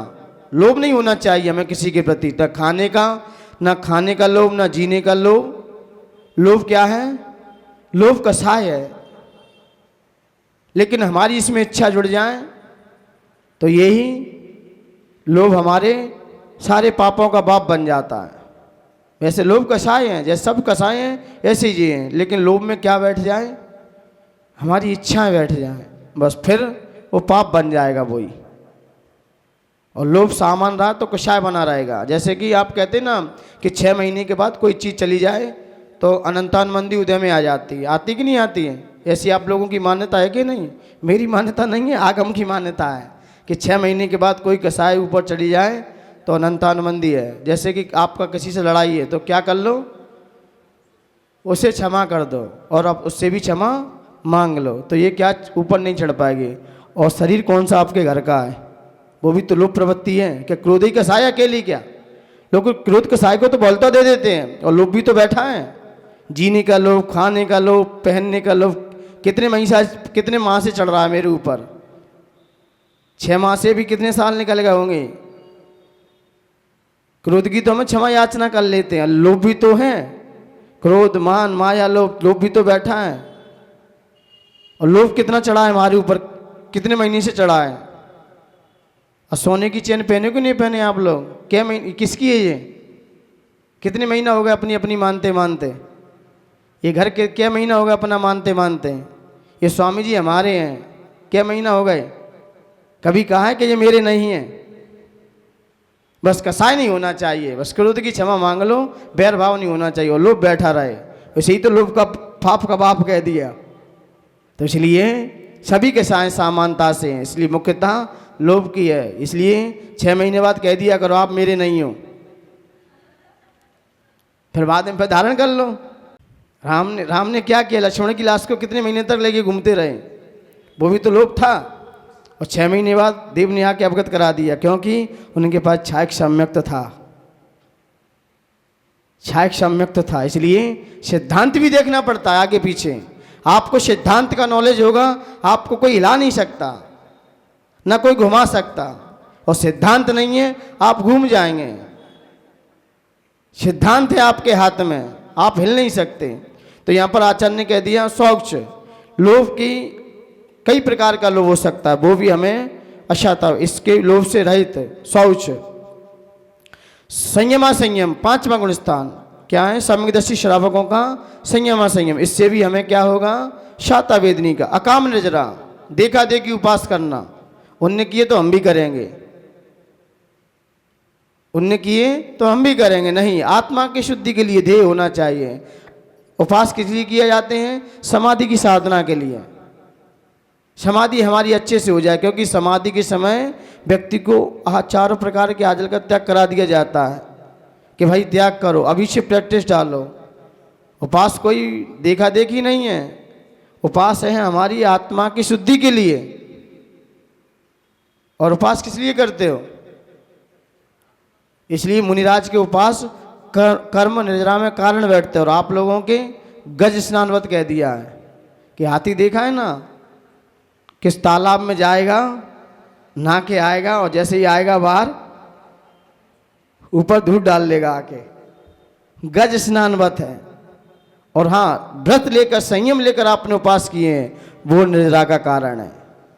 ये पुण्यवन तो कराएंगे लेकिन अकाम निर्जरा, अपनी इच्छा नहीं होने पर भी परवश कष्ट सहने की अकाम निर्जरा। अपनी इच्छा तो है नहीं, अब क्या करें, सासू प्राण खा रही हैं, बहू उपास नहीं करे तो नहीं, सासू नहीं जीने देंगे घर में, लेकिन उनकी बहू तो उपास करती है, मेरी बहू खाती खाती रहती है। अब बहू को मजबूरी में करने पड़ते हैं, नहीं तो सासू सांस ना लेने दें। तो इसलिए खंडवा की सारी सासों को ले जाएंगे आचार्य के पास एक ट्रक भर के। तो यहाँ पर अकाम निर्जरा, तो ऐसे भी अकाम निर्जरा होती है। और बाल तप, बाल तप का मत जानते हुए आप, देखा देखी, बाल तप, बाल तप का मतलब क्या है, देखा देखी करना। तो यहाँ पर इनसे फिर भी कर रहा है, लेकिन कसाई हमारी मंद है, इससे भी शाता वेदनी का बंद होता है। अब आगे चलते हैं दर्शन मोहिनी का। केवली शुद्ध संग, केवली शुद्ध संग धर्म देवावरणवादयो दर्शन मोहस्य। अब क्या करे, केवली, केवली का क्या करना, अवर्णवाद, क्या कर देना, अवर्णवाद कर देना। केवली का, केवली क्या, कबलाहारी है। लोगों ने कहा है केवली भगवान भी आहार ग्रहण करते, क्योंकि उनके जीवित हैं तो भोजन से लोग जीवित रहते हैं। तो अन्य संप्रदाय वालों ने केवलियों को भी कबलाहारी ठहराया है कि भगवान भी आहार करते हैं, लेकिन ये नहीं समझा वो आहार तो करते हैं लेकिन नो कर्म आहार करते हैं वो। और अपन लोग कौन सा आहार करते हैं, कबलाहार। इसलिए केवली भगवान कबलाहारी से रहित होते, लेकिन किन्हीं किन्हीं लोगों ने ठहराया है। लेकिन क्या कर दिया हमने, केवली का अवर्णवाद कर दिया। केवलियों का कभी अवर्णवाद नहीं करना चाहिए। इस मंदिर में हमें नहीं जाने जिसमें पुरानी परंपरा के मंदिर हैं, प्राचीन मूर्तियां हैं, विशाल प्रतिमा हैं, तो वो भी तो केवली भगवान बैठे उसमें। तो हमें सभी नमो अरिहंताड़म, सभी अरिहंतों को मेरा नमस्कार हो, ऐसे भाव रखना। तो क्या हो गया, केवलियों का अवर्णवाद नहीं करना। इससे क्या होगा, दर्शन मोहिनी का बंद होगा। केवली शुद्ध, ये ग्रंथ मुझे माने नहीं है, ये आचार मुझे माने नहीं है, ये तो 20पंथी ग्रंथ हैं, ये तो ये वाले ग्रंथ है, अरे लिखे तो आचार्यों ने हैं।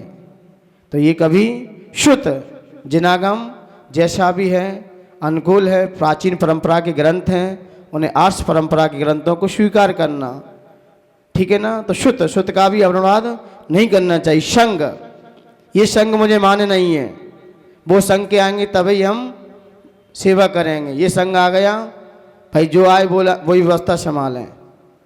तो संग, किसी का भी संग हो, चाहे आचार्य वर्धमान सागर जी हो, चाहे आचार्य विराग सागर जी का संग हो, चाहे विद्यासागर, किसी का भी संग हो, हमें सबके प्रति अच्छे भाव रखना।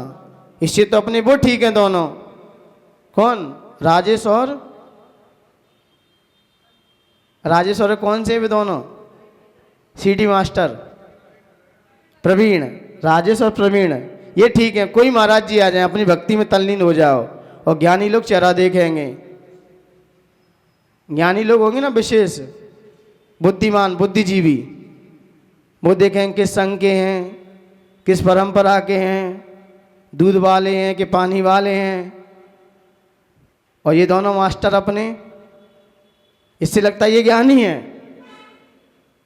तो इसलिए किसी का भी संग हो, अवर्णवाद हमें नहीं करना चाहिए। धर्म, धर्म का भी हमें अवर्णवाद नहीं करना चाहिए। अपना जैन धर्म है उसे स्वीकार करना चाहिए। हम अपने कुल की निंदा करते हैं, अपने संघ की निंदा करते हैं, तो लोग क्या कहेंगे आपसे, आपका ही तो संघ है।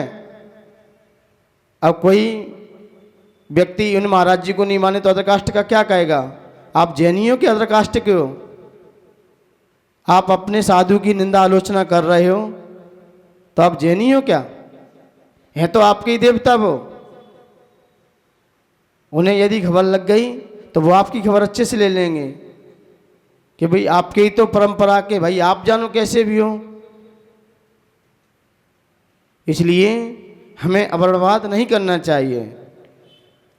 देव, देवावरणवाद, देव लोग, देव के प्रति झूठा दोष लगाना, देवों के प्रति भी कोई झूठा दोष लगाना है। क्या देव कई लगा सकते देवों के प्रति कि देव मदिरा पीते, मांस खाते हैं, देव बलि मांगते हैं। देव कोई बलि नहीं मांगते। ऐसा क्या ये अवरणवाद है कि वो देवी देवता बलि मांग रहे हैं, उन पर भूतल चढ़ेगी तो काम बनेगा आपका। तो देव लोग कुछ नहीं करते, ये हमारी मान्यता है।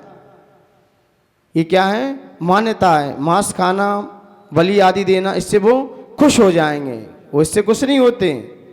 देव लोगों का ये काम नहीं, ऐसा लोगों की मान्यता है। धर्मावरणवाद, जैनेन्द्र भगवान के द्वारा कहे हुए धर्म में कुछ भी गुण नहीं है, इसके सेवन करने वाले असुर होंगे इत्यादि ऐसा कहना। इसलिए अवरणवाद करना, उनकी अनादर करना सीधा। कौन कौन? केवली संग शुद्ध धर्म देवावरणवाद। इनसे क्या होता है? दर्शन मोहिनी कर्म का बंध, आश्रव जारी रहता है। इसलिए कोई किसी की निंदा, कैसे कहते ना, निंदा करने वाले से सुनने वाला सबसे बड़ा अपराधी है। ये दोनों महिलाएं बातें कर रही हो ना, तो ऐसा लगता है कि डाटा ट्रांसफर चल रहा है। और फिर लास्ट में क्या कहती है? हमें क्या लेना देना उनसे। इससे समझ लीजिए डाटा पूरा पहुंच चुका है, अब बस वायरल होना है। क्या होना है? दो महिलाएं आपस में बात कर रही तो क्या समझना चाहिए? डाटा ट्रांसफर हो रहा है। और फिर लास्ट में क्या कहती है? हमें क्या लेना देना उनसे, क्या मतलब, उनका कर्म वो जाने। इसके समझ ली डाटा पूरा चला चुका है, गया। अब तो क्या होना आगे चल के? फिर तो ईमेल और जीमेल भी फ्री हो जाएगा। आज भी ईमेल और जीमेल दूसरे नंबर पे ही है, फीमेल सबसे फर्स्ट नंबर पे चल रहा है न्यूज़ फैलाने में।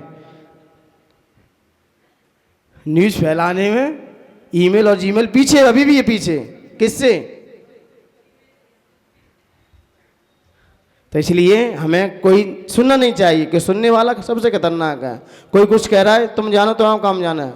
ये नगर पालिका का ट्रैक्टर नहीं है हमारा दिमाग, जो आए सुना के चला जाए। ऐसी बातें नहीं सुनना चाहिए। अपने को जिनवाणी, जिनेंद्र भगवान की वाणी सुनना चाहिए। ये बातें तो आप जानो, अपने घर पे ले जाओ, हमें सुनने की समय नहीं है। लेकिन लोग ऐसे बातों को ऐसे सुनते हैं जैसे कि सचिन का कैच लेना हो ने, और जिनवाणी सुनाओ तो फिर श्रेणी चढ़ेंगे। और किसी की बुराई चल रही हो तो ऐसे सुनेंगे जैसे कि सचिन का कैच आ रहा हो हाथ में। तो ये तो हमारी बुद्धि है। इसलिए हमें माँ जिनवाणी को सुनना चाहिए। हमें किसी कोई कर रहा हो, भाई तुम जानो तो आओ काम जाने। आगे चल के चारित्र मोनी का, कषायो दया तीव्र परिणाम चारित्र मोहस्य, कषायो दया तीव्र परिणाम चारित्र मोहस्य। तो यहाँ पर कह रहे हैं कषाय के उदय से जो परिणाम में कलुषता होती है, उससे क्या होता है? चारित्र मोहिनी कर्म का आश्रव होता है। चारित्र मोहिनी कर्म का आश्रव किससे होता है? कि हमारे परिणाम, इसलिए क्या है कि धर्म किसे कहते हैं? जिन क्रियाओं से हमारे परिणामों की विशुद्धि बढ़े, बने, उसे धर्म कहते हैं। और जिन क्रियाओं से हमारे परिणामों में कलुषता बने, परिणाम बिगड़े, परिणामों में गिरावट आए, तो यही तो क्या कह दिया है? यही चारित्र मोहिनी क्या है? आश्रव का द्वार है। आपके जिन परिणामों से कसाय भड़क रही हैं, कसाय उथल पुथल मचा रही हैं, तो वो आपके लिए धर्म नहीं है। अब पूजन कर रहे हो, अभिषेक कर रहे हो, दान दे रहे हो, कुछ भी करो, आपके परिणाम विशुद्ध होना चाहिए। परिणाम विशुद्ध नहीं है तो क्रिया आपकी कोई काम की नहीं है। इसी धर्म किसे कहते हैं? पूजन करने को धर्म कहते हैं, अभिषेक करने को धर्म कहते हैं? नहीं। जिन क्रियाओं से हमारे परिणामों की विशुद्धि बढ़े या विशुद्धि और बन जाए, उसे ही धर्म कहते हैं। और ऐसे परिणाम कषाय के उदय से परिणाम कलुषित हो जाएं। हम कार्य कर रहे हैं और परिणाम कैसे हैं? कलुषित हैं, कषाय युक्त हैं। अरे वो कषाय तो जीवों की हत्या करके पाप का बंध करता है, और आप तो अपने परिणामों को गिराकर अपनी आत्मा की हत्या कर रहे हो। चारित्र मोहिनी, चारित्र नहीं ले सकते आप, और चारित्र नहीं आएगा तो आत्मा विशुद्धि को प्राप्त नहीं करेगी। इसलिए हमारे परिणाम हमेशा विशुद्ध रहना चाहिए। भगवान ने ये नहीं कहा है कि आप मेरे आकर भगवान के पास आकर दर्शन करो। अरे कोई जीव तड़प भी रहा है, कोई दुखी जीव है, वहीं से आप मेरी आज्ञा मान लो। आप घर पे ही रात्रि का भोजन ना किए रहो, भगवान का आशीर्वाद मिल जाएगा, क्योंकि मेरी आज्ञा में है, मेरी आज्ञा में चल रहा। ये नहीं कि हमारे पास ही आके मेरी आज्ञा मानी जाए। अब घर पे तुम एक दूसरे में आपस में भिड़ रहे लड़ रहे हो, क्या तुम भगवान के पास आके कर भी क्या लोगे? इसलिए तो कहा है घर घर चर्चा रहे धर्म की। घर में ही चर्चा धर्म की होना चाहिए, मंदिर वही घर बन जाएगा आपका। इसलिए हमारे परिणाम जैसे बने तैसे कलुषित ना हो जाएं। उन कलुषता को बचाने के लिए हमें एन किन प्रकार ने कुछ भी करना पड़े। अब हम लोग मंदिर जाते नहीं हैं, कभी कभार बिहार चल रहा है रास्ते में, तो मंदिर में जाके धर्म होगा क्या? अरे धर्म तो सब जगह है, हमारे दिल में श्रद्धा होना चाहिए, वो तो हमारी आस्था का केंद्र है। हमें आशीर्वाद कहीं से मिल जाएगा यदि हम उनकी आज्ञा में। तो इसलिए यहाँ पर परिणाम आपके विशुद्ध। अब कह रहे हैं नरक आयु का कारण क्या है? नरक आयु में जाने कि नहीं जाने? किस किस को जाने नरक गति? जाने कि नहीं जाने? और लक्षण बहुआरम परिग्रतम नारकस्योषः, बहुआरम परिग्रतम नारकस्योषः। तो यहां पर कह रहा है बहुत आराम रखना। आपका कितना त्याग है? कोई पूछे कि इंडिया में आपके नाम कर रहा हूं, कितना आपका है? कोई नियम संयम है कि नहीं? बहुत आराम। कितना आराम आप रखोगे? कितना परिग्रह का नियम है कि नहीं? 10 लाख का, 20 लाख का, 25 लाख का कोई टारगेट है कि नहीं? कितनी साड़ी रखेंगे? कितनी? बस हिंसा करना पाप है और परिग्रह इकट्ठा करना पुण्य है। हिंसा करना क्या है? पाप है। जैनी लोग 10 लक्षण में हिंसा नहीं करेंगे। और परिग्रह इकट्ठा करना वो पाप नहीं है। परिग्रह इकट्ठा करना वो पाप नहीं है, वो पाप की श्रेणी में नहीं आता। बस जैनी लोग क्या कहते हैं? हिंसा नहीं होना चाहिए, हिंसा हुई तो पापी हो जाएंगे। और परिग्रह इकट्ठा करोगे तो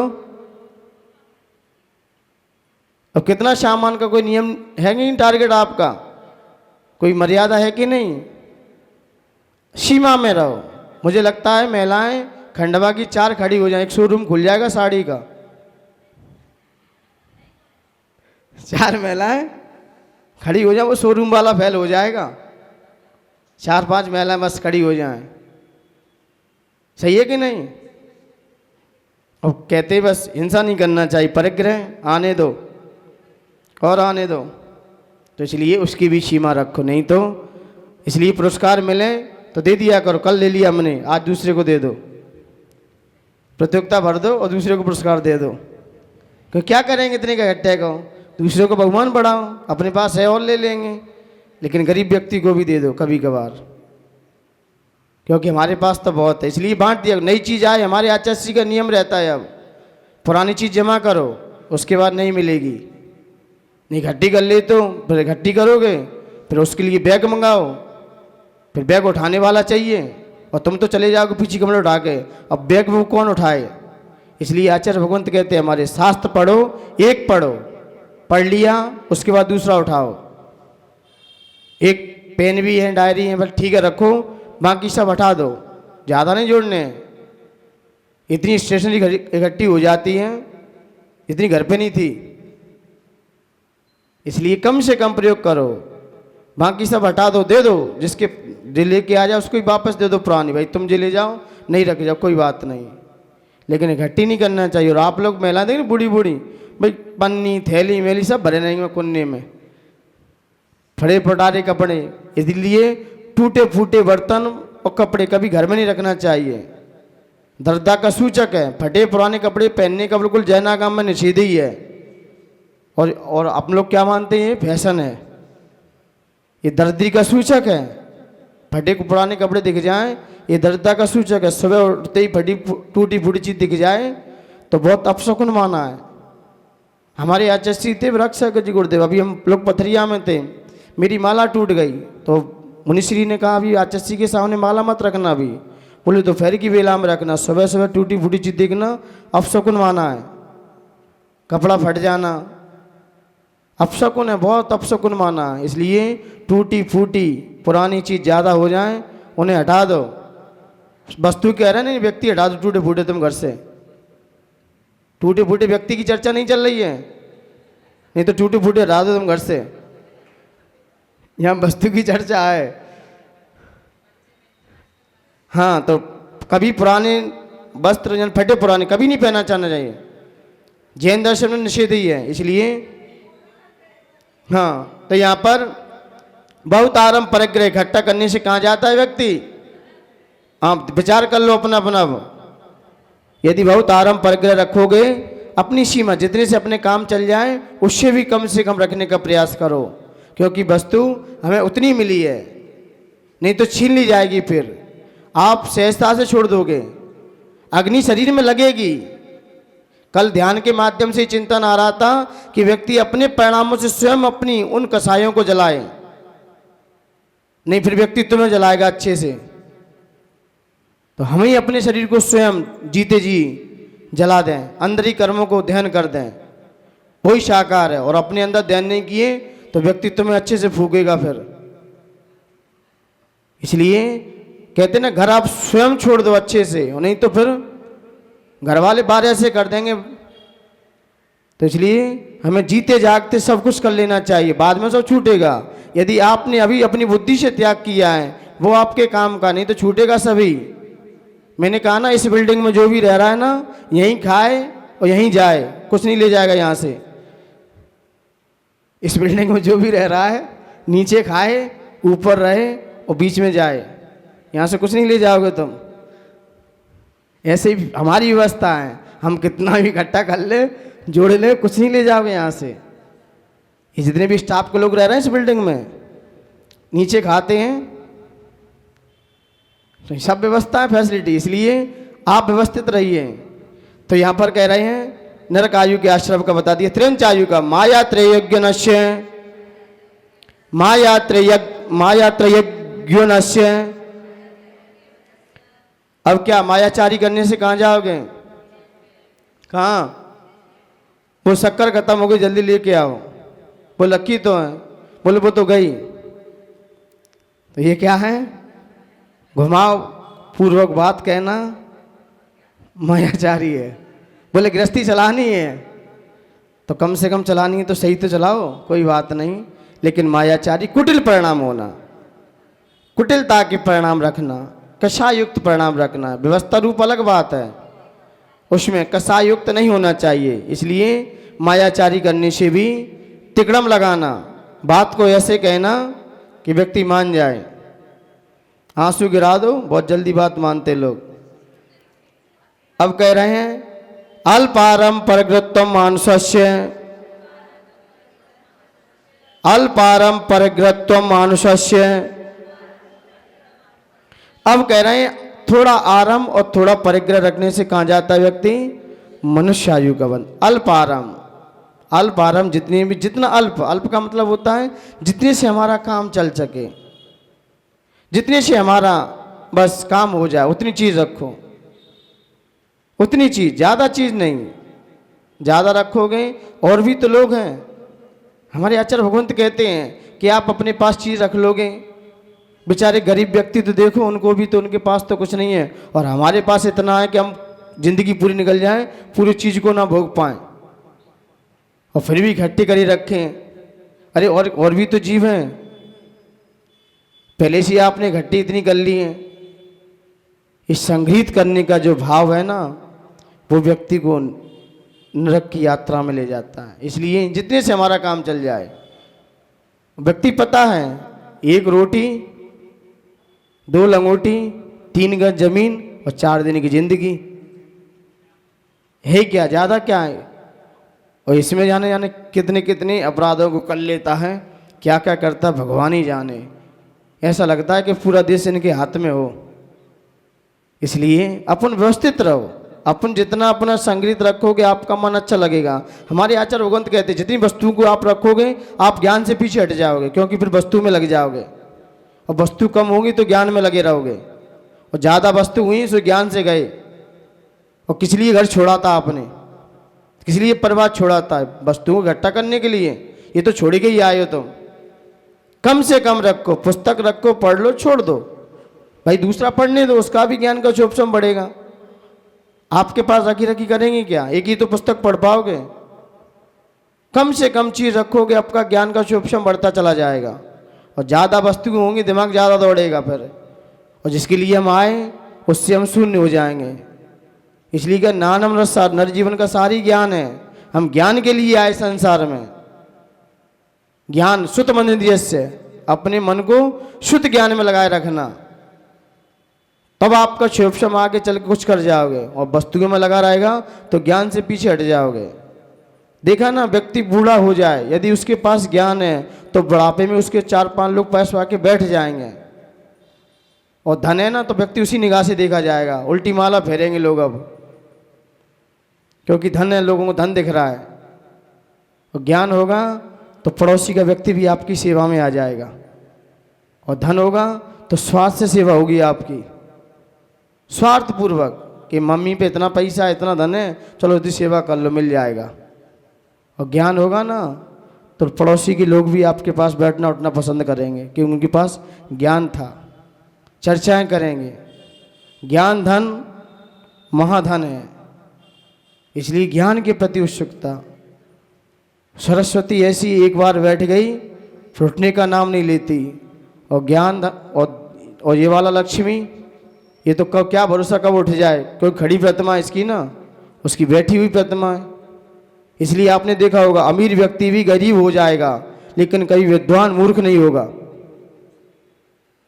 विद्वान मूर्ख नहीं हो सकता, धनवान धनहीन हो सकता है, दरिद्री हो सकता है, लेकिन विद्वान मूर्ख नहीं होता। इसलिए यहाँ पर अपन को जितना अल्प आराम रखेंगे, अल्प परिग्रह रहेगा, अपना मन अपना उपयोग ज्ञान में अपने आप लगा रहेगा। वस्तुओं में फिर नहीं तो फिर वस्तु जोड़ो।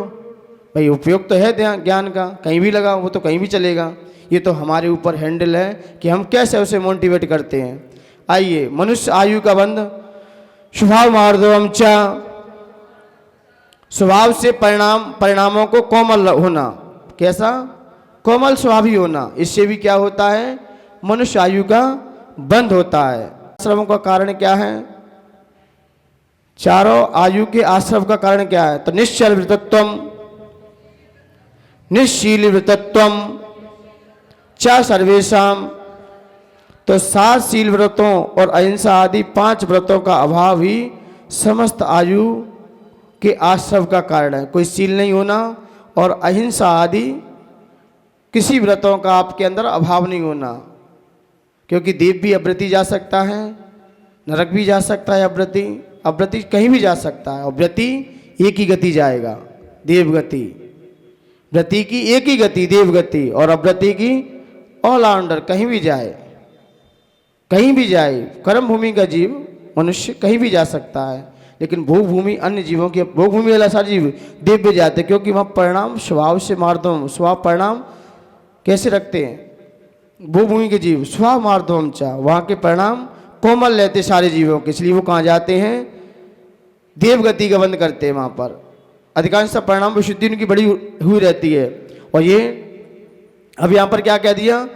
जो 7 शील व्रत और अहिंसा आदि 5, अब 5 व्रतों का अभाव ही समस्त आयु के आश्रम का कारण है। 3 गुण व्रत और 4 शिक्षा व्रत, इनको क्या क्या है? शील व्रत। और 5 अहिंसा आदि व्रत तो आप जानते ही हो, वो सारे व्रत। अब कह रहे हैं देवायु का बंध का मुख्य का कारण क्या है?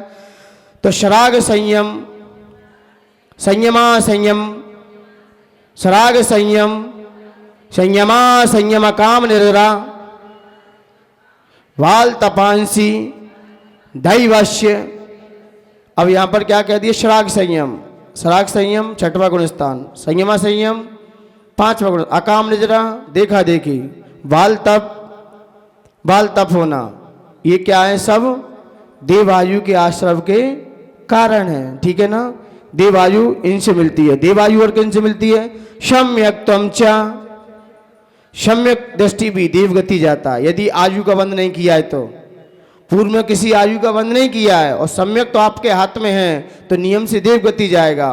और पहले आयु का बंध कर लिया, बाद में सम्यक किया है, तो आप कहीं भी जा सकते हो, नरक भी जा सकते हो, त्रियंच भी जा सकते हो, मनुष्य बन सकते हो और देव भी बन सकते हो। पहले किसी भी आयु का बंध किया है तो सिद्धांत सही है कि नहीं? और किसी आयु का बंध नहीं किया, सम्यक तो आपके हाथ में है, तो सिर्फ एक ही गति है।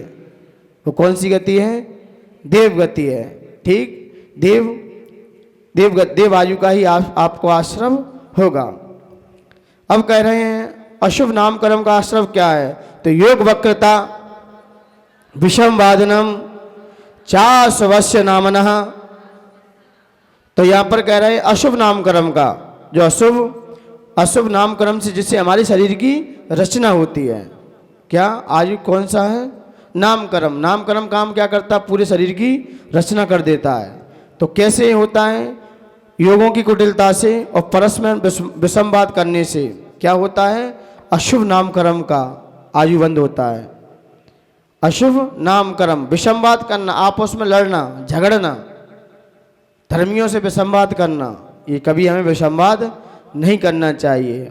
और योग वक्रता और योगों की कुटिलता, योगों की कुटिलता रखना, मुंह से कुछ, वचन से कुछ और मन में कुछ, ऐसी कुटिलता आपके अंदर रहेगी तो आपको अशुभ नाम कर्म का आश्रम जारी रहेगा। अब कह रही हैं शुभ नाम कर्म के आश्रम का कारण क्या है? तद विपरीतम शुभस्य, तद विपरीतम शुभस्य। तो इससे विपरीत जो कार्य है, योग की वक्रता, योग में सरलता और विसंवाद से रहित, सरलता का होना, अन्यथा प्रवृत्ति के अभाव को क्या कहते हैं? शुभ नाम कर्म का आश्रम आपके अंदर जारी रहेगा। ठीक है ना? अब कह रहा है तीर्थंकर प्रगति का बंध। तीर्थंकर प्रगति में मुख्यता किसकी है? तीर्थंकर प्रगति मुख्यता किसकी है? मुख्यता किसकी है? शूल कारण भावना। शूल कारण भावना में सबसे ज्यादा है दर्शन विशुद्धि। तीर्थंकर प्रगति के बंद होने में मुख्यता किसकी है? दर्शन विशुद्धि। मुख्यता हमारे जैसे बने अपने सम्यक मान्यता को संभाल के रखना, क्योंकि तीर्थंकर प्रगति इसकी प्रतिपक्षी प्रगति भी नहीं है, ये स्वयं स्वतंत्र प्रगति है। दर्शन विशुद्धि, विनय संपन्नता, शीलव्रतेश्वर अतिचार्य, शीलव्रतेश्वर अतिचारो, अविक्षण ज्ञान उपयोग, क्षम वेगौ, शक्तिस्तस्, त्याग तपसी, साधु समाधिर, भैयावृत्यकरण, मर्हदाचार्य, बहुश्रुत, प्रवचन, भक्तिरावश्यका, भक्तिरावश्यक्या परिहारिणी, मार्ग प्रभावना, प्रवचन, पश्चल्यत्वमिति, तीर्थकर्तस्य। तो यहां पर आचार्य भगवंत ने दर्शन विशुद्धि की सबसे पहले हमारी जीवों के प्रति कल्याण की भावना, सब जीवों का क्या हो? कल्याण हो, ऐसी भावना हमें उठते ही भाना चाहिए। जो सब जीवों के कल्याण की भावना रखता है तो सब जीवों का कल्याण जब होगा तब होगा, लेकिन हमारा शुरुआत तो हो जाएगी, अपने आप होगी। सब जीवों के प्रति आपकी अच्छी भावना रहेगी, श्रेष्ठ भावना रहेगी, तो यही तीर्थंकर प्रगति में मुख्य कारण है। दर्शन 25 दोषों से रहित और 8 अंगों से निशंकित अंग, निशंकित अंग को अपने जीवन में धारण करने का सामायिक चिंतन में चिंतन करते रहना चाहिए कि हमारे अंदर निशंकित अंग है कि नहीं। निशंकित अंग, जिनेंद्र भगवान की आज्ञा सबसे पहले, आज्ञा सम्यक तो है, हम जिनेंद्र भगवान की आज्ञा में है कि नहीं, उन्होंने जैसा कहा हम वैसा करते कि नहीं करते। बस इस पे आपका विचार सबसे, उसमें भी निशंकित अंग को सबसे पहले रखा है। यदि ये आपके पास मौजूद, क्योंकि ये आ गया जिनेंद्र भगवान ने जैसा कहा है, इसलिए जैसा जिनेंद्र भगवान ने कहा यदि वैसी हमारी क्रिया रही तो आप सम्यक तो आपके हाथ में नहीं। लोगों की मान्यता कहा है कि जैसा हम मंदिर में कहेंगे वैसी क्रियाएं चलेंगी। हम भगवान की आज्ञा नहीं मानेंगे, भगवान हमारी आज्ञा में रहें, हम जैसा मंदिर में करेंगे वैसा काम होगा, जैसा हम कहेंगे वे। इसलिए अब समझ में ऐसा आ रहा है कि अपना धर्म अलग है और समाज अलग है। अब दो चीजें अपने पास। अब हम भगवान की आज्ञा में नहीं है, हम जैसा कहेंगे वैसे भगवान को मेरी आज्ञा में रहना है। अब सम्यक किसको होगा? भगवान को कि आपको? हम कहेंगे इस मंदिर में ये क्रियाएं चलेंगी, ये नहीं होंगी, तो आप अपने अनुसार धर्म को चला रहे हो, आप धर्म के अनुसार नहीं चलना चाहते। हम मंदिर में कहेंगे दीपक नहीं जलेगा तो नहीं जलेगा, आगम में लिखा हो उठाओ आगम यहाँ से, हमने जो कह दिया वो होगा, तो आप अपने अनुसार धर्म को चलाओगे और हम धर्म के अनुसार। इससे मुस्लिम समाज ठीक है, कम से कम वो अपने धर्म के अनुसार तो चलती है, और हम लोग धर्म को अपने अनुसार चलाना चाहते हैं और फिर भी कहते हैं हम धर्मात्मा हैं। क्या बीवी बच्चे नहीं मानते आपकी बात और तुम मंदिर में मनवाना चाहते हो? अपनी चलाओ अपने घर पे, यहाँ चलेगी जिनेंद्र भगवान की आज्ञा मंदिर में, क्योंकि जिनालय गए थे अभी रास्ते में, यहाँ दीपक से आरती नहीं होगी, ये नहीं होगा, वो होगा। आगम प्रमाण लिखो, किस शास्त्र में लिखा है ऐसा? किस आचार्य ने, किस टीका टिप्पणी, किस गाथा से, कहाँ पर प्रमाण है? वो प्रमाण लिख दो सामने। बोले अध्यक्ष की आज्ञा, वाह, मंदिर अध्यक्ष का है। ये तो हमारी मान्यता है, और कहते हम जैन कुल के हैं, इसलिए धर्म अलग है अपना और समाज अलग है अब। तो इसलिए वो कहते हैं हम तीर्थंकर प्रगति का बंद करेंगे। तीर्थर का भी नहीं होगा, तीर्थर का भी हो जाए, समाज के अनुसार नहीं, समाज अपने। इसलिए तो हम लोगों के ऊपर कृपा भगवान की कम बरस रही है, क्योंकि हम अपने अनुसार धर्म चलाते हैं। हम आगम के अनुसार हम नहीं चलेंगे, हमारे अनुसार भगवान चलें। हम जो कहेंगे वो मिलेगा। भगवान भी कहेंगे तुम जैसे भी बहुत आते, कर लो तुम मनमानी कितनी करोगे। कई आए कई चले गए, जो जिनकी आज्ञा में रहे वो ऊपर आके मेरे पास बैठेंगे। तुम उसको अपने अनुसार चलाओगे। यदि वो जीवित होता ना तो अच्छे से समझाता आप लोगों को। इसलिए मंदिर में मनमानी नहीं, जिनवाणी सुनो। मनमानी कितनी करोगे? रावण भी चला गया, इसलिए मनमानी ज़्यादा नहीं रहती। इसलिए तीर्थंकर प्रगति के लिए सबसे पहले आज्ञा भगवान की आज्ञा, जैसा जिनेंद्र भगवान ने कहा है, फिर कुछ भी हो जाए हम उनकी आज्ञा में रहेंगे। जब तुम अपने परम पिता परमात्मा की आज्ञा में नहीं हो तो आपकी आज्ञा में कोई नहीं रहेगा फिर। इसलिए सबसे पहले हमें उसकी आज्ञा में रहना है। हम उसकी आज्ञा में हैं, हम अपने गुरु की आज्ञा में हैं, हम भगवान की आज्ञा में हैं, तो सब हमारी आज्ञा को मानने का स्वीकार करेंगे। और हम कह दें हम भगवान मान नहीं है, ना हमें गुरु मानने हैं, तो लोग भी कह देंगे आपको ये मान नहीं है तो हमें भी आप मान नहीं हो। क्योंकि जिसकी दौलत है, कोई बीजेपी में जाए और बीजेपी का विधायक कहे मुझे मोदी मान नहीं है, मुझे मोदी की बात नहीं मानना, तो बीजेपी के कार्यकर्ता क्या करेंगे फिर? उसका अच्छी दिवाली मनाएंगे, फिर उसकी अच्छी दिवाली मनाएंगे ना। अरे जिसकी संगठन में है उसकी तो मानो कम से कम, उसको ही तुमने दरकिनार कर दिया, तुमने उसे निकाल दिया और आपको कहीं उसने आपको अपनी निगाह से निकाल दिया, तो आपकी क्या गति होगी? बस समझने का विषय है। तीर्थंकर प्रगति का बंद सार बुद्धि होना चाहिए। तीर्थंकर उत्कृष्ट प्रगति बंद है। इसलिए धर्म को धर्म रहने दो, मान्यताएं अपने दिमाग में रखो। धर्म दिल से माना जाता है, श्रद्धान का विषय है। जिनेंद्र भगवान अन्यथावादी नहीं है। कुंद कुंद स्वामी हुए और भी आचार्यों ने लिखा है, उनकी वाणी है और हम इनकी वाणी नहीं मानेंगे। मानना तो पड़ेगी, तुम इनकी नहीं मानो, किसी न किसी के अंडर में तो आपको रहना ही पड़ेगा।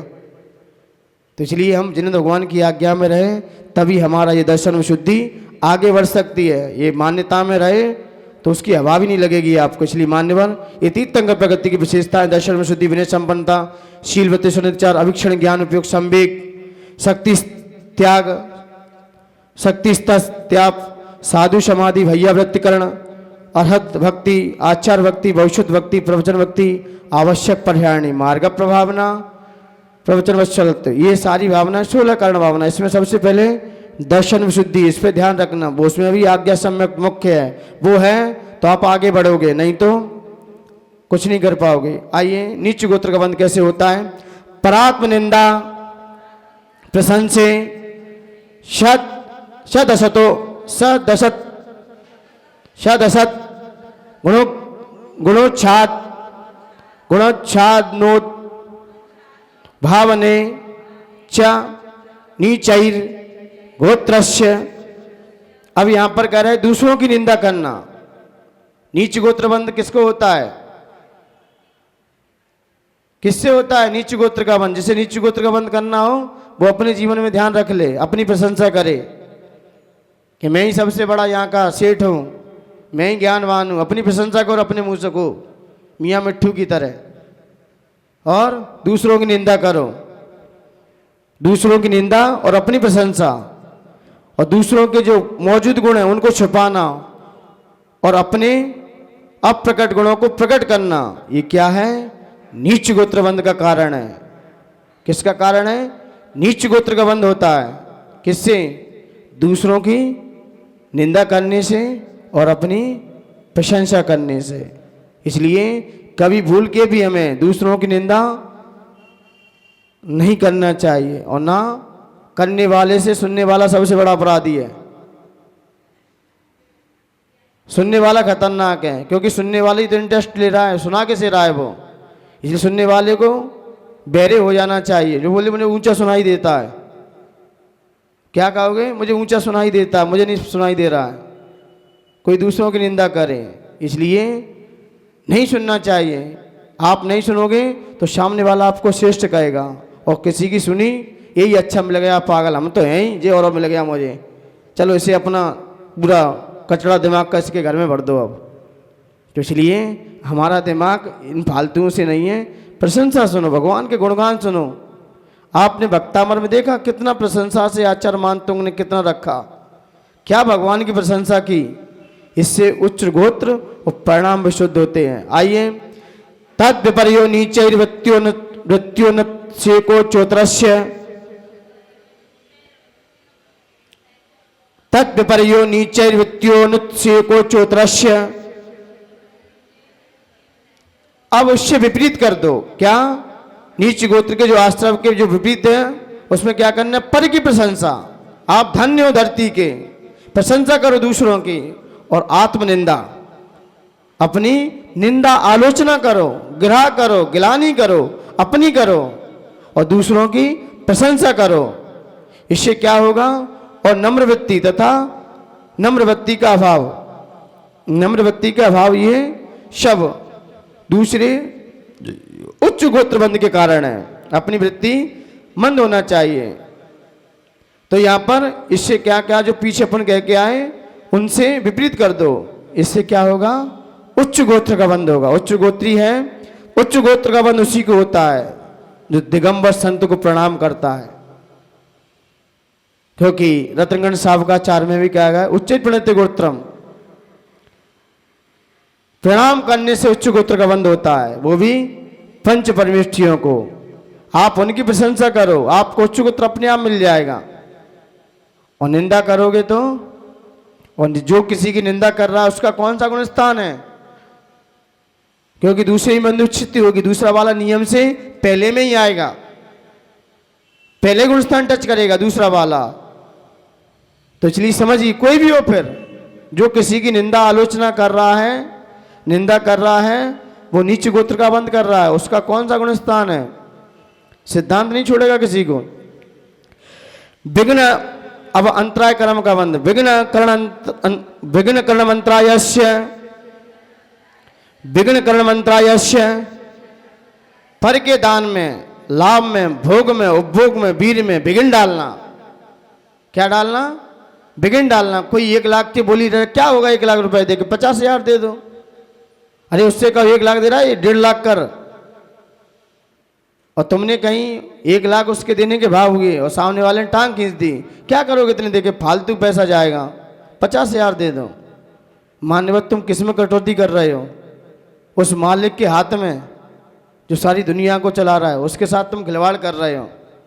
अरे वो 1 दे रहा, तुम 1.5 और कहो, और तुमने 50 कराए तो अंतराय डाला कि नहीं डाला? तो दान में कभी अंतराय नहीं डालना चाहिए। कोई कितना दान दे रहा है कभी मत रोको। आपने देखा महाराज जी कोई हार देता, कोई हाथ पकड़ ले देने वाले का, कभी नहीं पकड़ सकता कोई। माँ तो कहते दो, आप भी दो, आप भी दो। तो इसलिए कोई किसी प्रकार का दान दे रहा हो, दान, लाभ, भोग, उपभोग, वीर, इनमें हमें किसी प्रकार का विघ्न नहीं करना चाहिए, नहीं तो अंतराय कर्म का बंद होता है। कोई गाय रोटी खा रही है, कुत्ता रोटी खा रहा है, खा लेने दो, भगाओ मत उसे भगाओ मत, खा लेने दो। अब दूध तो बिल्ली दूध तो पी रही है, अब क्या तुम पियोगे भाई का? पी लेने दो उसे अच्छे से, तुम भग जाओ वहां से। अब पीने दो, अब क्या करोगे? उसका जूठन पियोगे क्या? तो ही उसे भगाओगे। अरे पी लेने दो, पहले कहाँ ध्यान रखा तुमने?